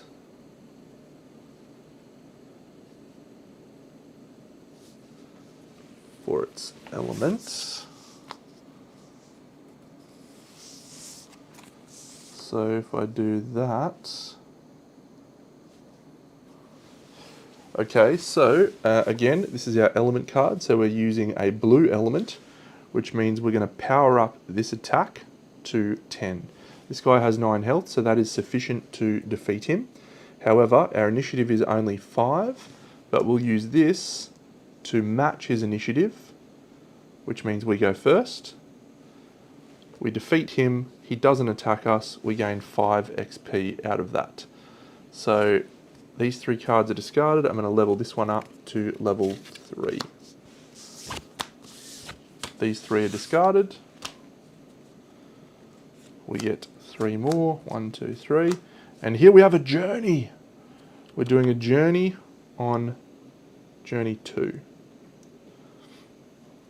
So this has 8 movement to try and achieve a complete victory.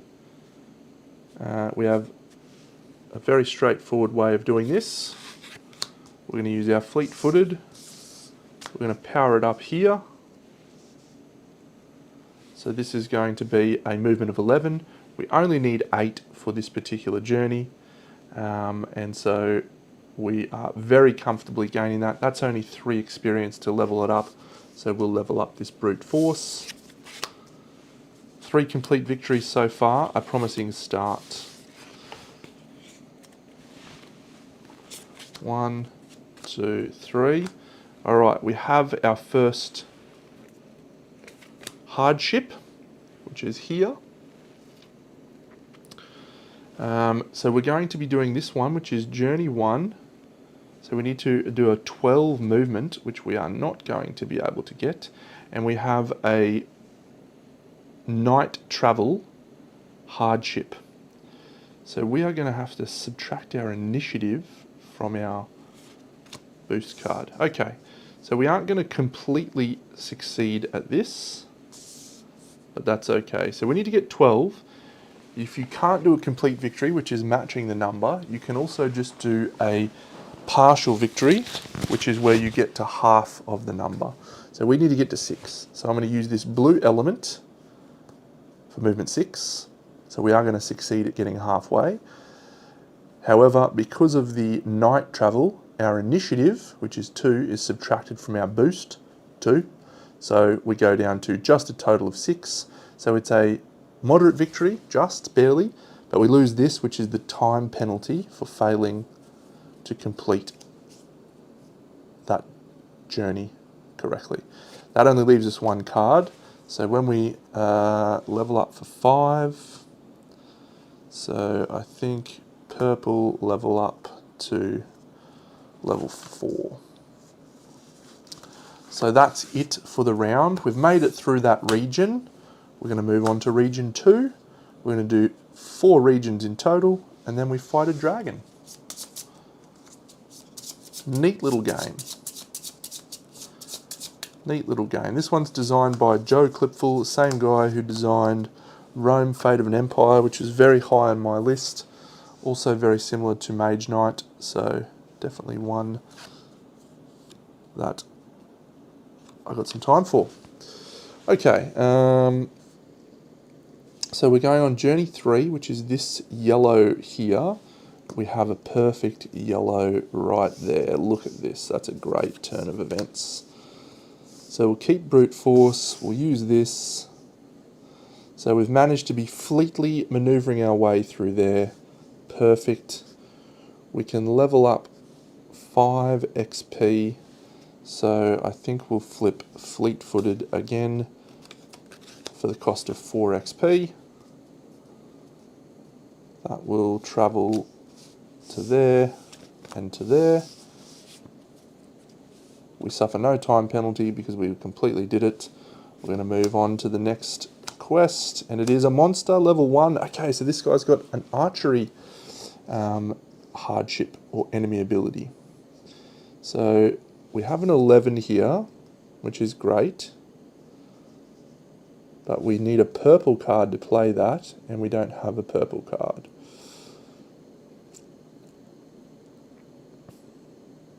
Okay, so we're going to have to do something I haven't shown before, which is called fusing a card. So we're going to play this as our action card. We're going to play this as our initiative card. We're going to play this as our boost card. So this element is normally red, which doesn't get us a boost, but if you draw 2 cards of the same colour together, you can count them as whatever element you want, and that's where the reserve card comes into play.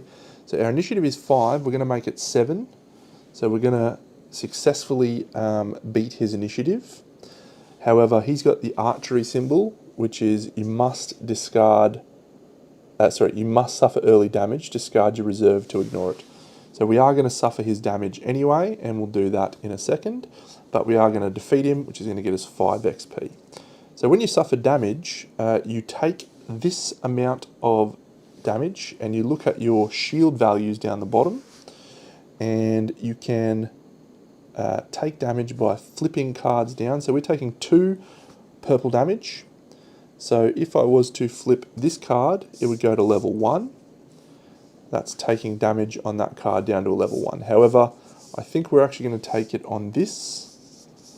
So we're going to flip it down to a 3. That card can't now be upgraded again this round. We have 5 XP. Is that the right way to do it? Yeah, probably. And we'll flip Burning Bridges to level 3. Perfect. Because we fused a card, this card is also gone. And as I'm sure you can tell at this point, the less cards you have to draw each round, the more challenges you face, which means the more opportunities to gain experience and level up. And that is crucial for this experience. We're going to fall short on this one. That's a shame. Okay, so we are going to journey 1. It's a red journey. It has a hardship, which is treacherous. If you fail to attain complete victory, suffer 1 damage. Unfortunately, I've only got 1 level 3 boost, which I would need to combine with the 7 walk to be able to achieve complete victory. And so even if I do that, that gets me to 9, and it doesn't help me out. So we want red attack is not as good, but I think that's the way we'll do it.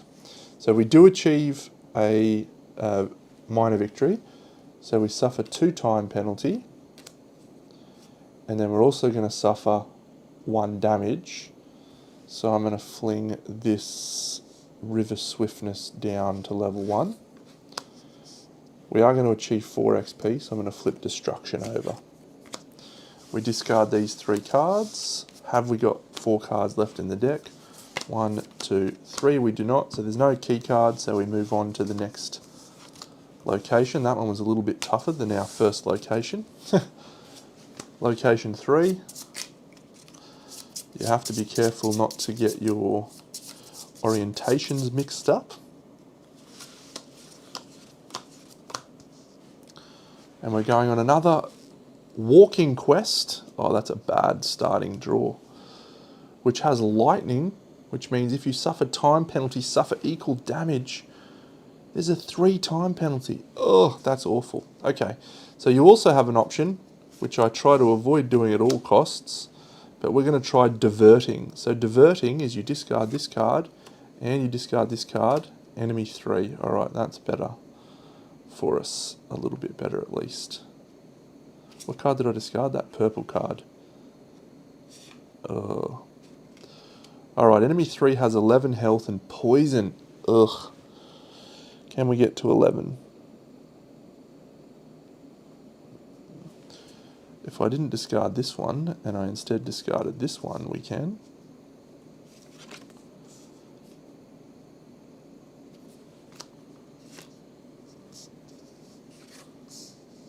So let's do that.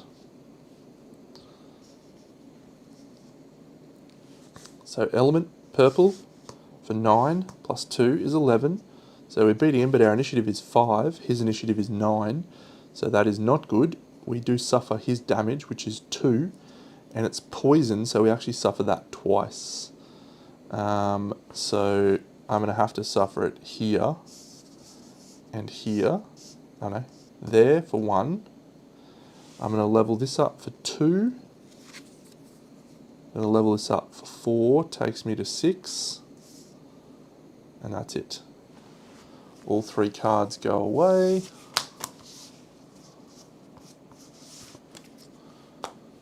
We deal out 1, 2, 3, 4.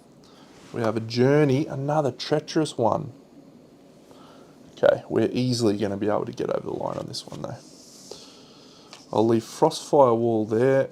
We'll play this like so. So when you have a journey, if you match the element, then you also get to add your reserve boost card to the journey. So I have a movement 7 because I've boosted it with this element. Goes to 9. We require 10, but I also get to add this, so we're actually going to 14. So that's a complete victory. 5 experience to spend. We will flip this Burning Bridges. River Swiftness doesn't really help me. Sure.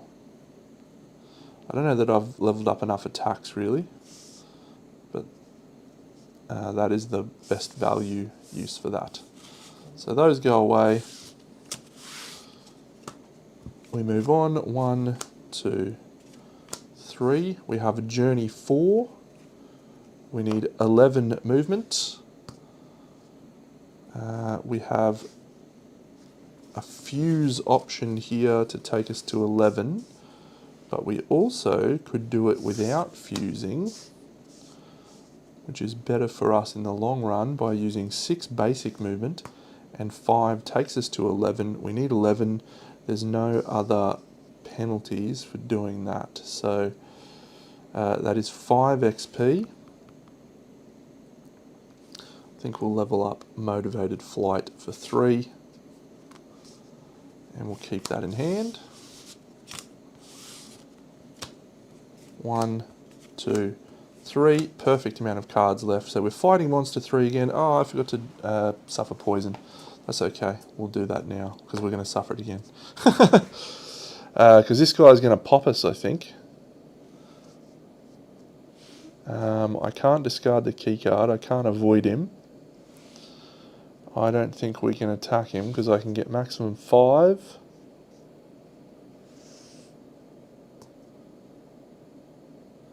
And I need 11, which means I need to use my element on that attack.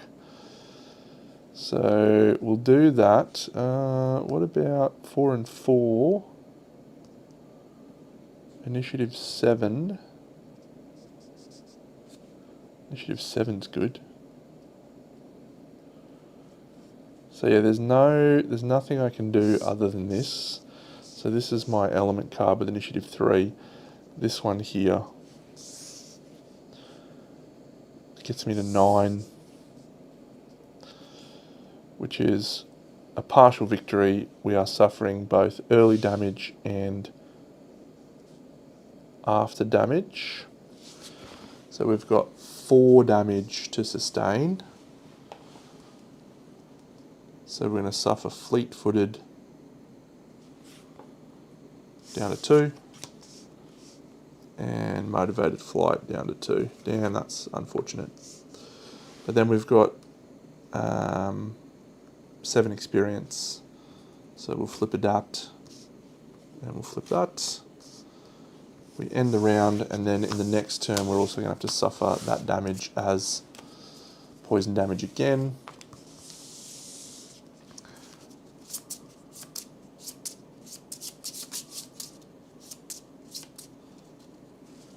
One, two, three, 4. So poison damage 4. We'll just pop this one down to 3. Okay, journey 1, we need 14 movement.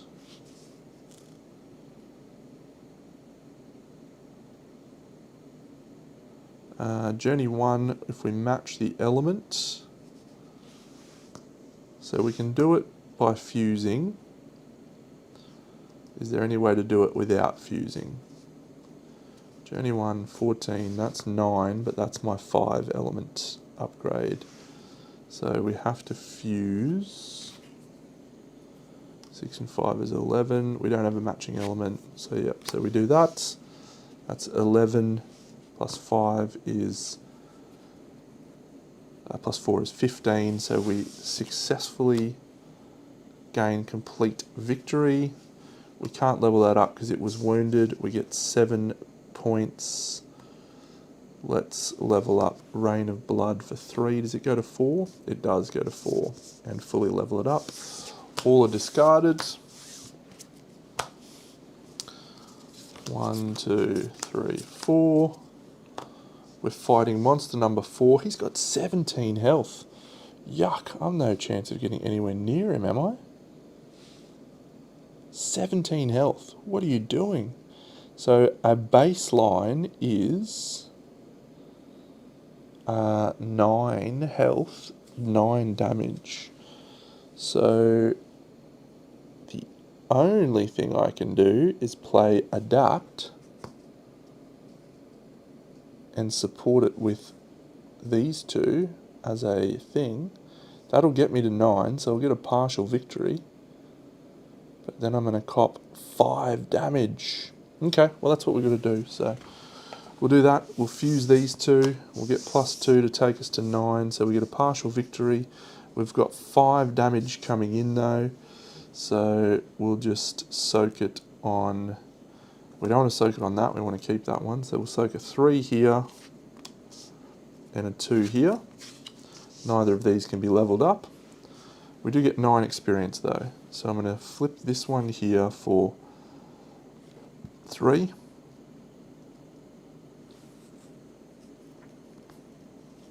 And then level that up to there. All cards go away again.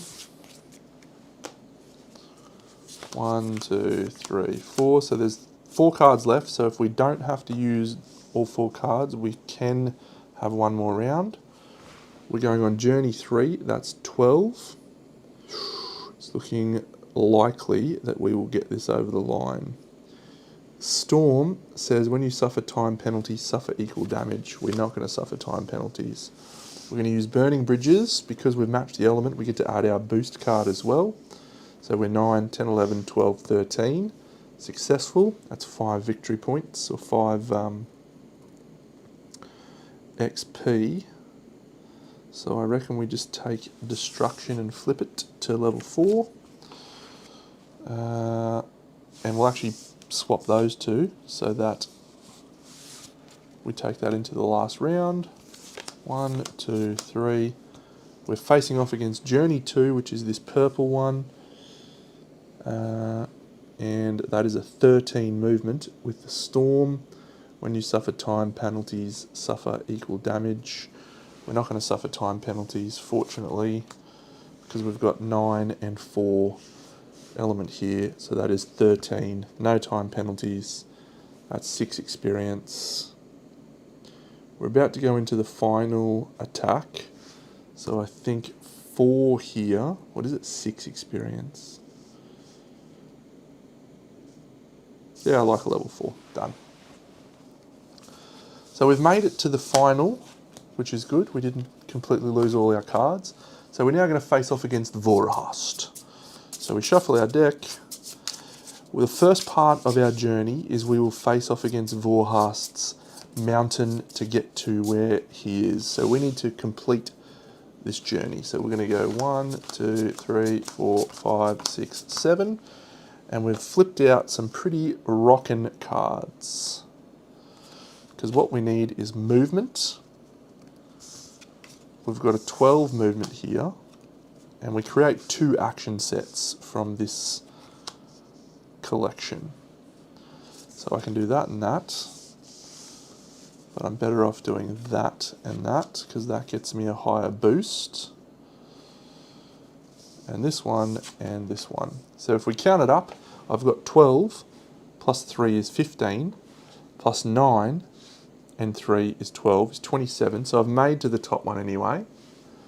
But the fact that I've used these yellow ones, which matches his element, means I would have also got to add that. So we've successfully got through the first mission. We just have to take 2 time penalties. No! So those go away. We then draw all of our remaining cards, and we need to create 2 action sets again. Did we get enough attack power? This red 13 is glorious, and we've got a purple 11. That's pretty good too. Where's our best boost values? Here and here. Alright, so 11 plus 4 is 15 damage coming through here. And then this one is 13, 15, so we've done 30 damage, but this is a red attack, so it's one of that's blocked by the shield. We've done 29, which means we need to suffer 13 damage coming in. We need to sustain that. So this one, because it matches the elemental of the attack. Oh, sorry, what's our initiative? 3 and 8 is 11. We need to get 13 or we suffer early damage. Yeah, I think our best play is actually to use this way. It doesn't matter in the slightest. I will match the initiative here to go to 13. So then we're suffering 1 less attack, which means we're only getting to this second one. So we need to suffer 20 damage. So I'm going to discard this. That's 6. Oh, that's 6 damage blocked. This one's 5 damage blocked. So that's 11 of 20. 11, 14, 17, 19, 20. Discard that. So we've successfully defeated the dragon. We've survived his counterattack. And that is Dragons of Etchenstone. So we just count up the total things up here. So 3, 4, 5, 6, 7, 8, 12, 14, 18, 21, 25, 27, 28, 31, 34, 36, 38. So we finish with a score of 38. That's Dragons of Etchenstone.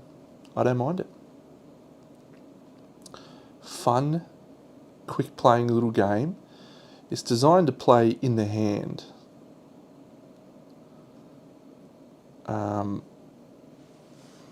So the way the game is designed is you have this as your left hand and you put your deck behind it, and then you deal yourself out your 4 cards. 1, 2, 3, 4, whatever it is.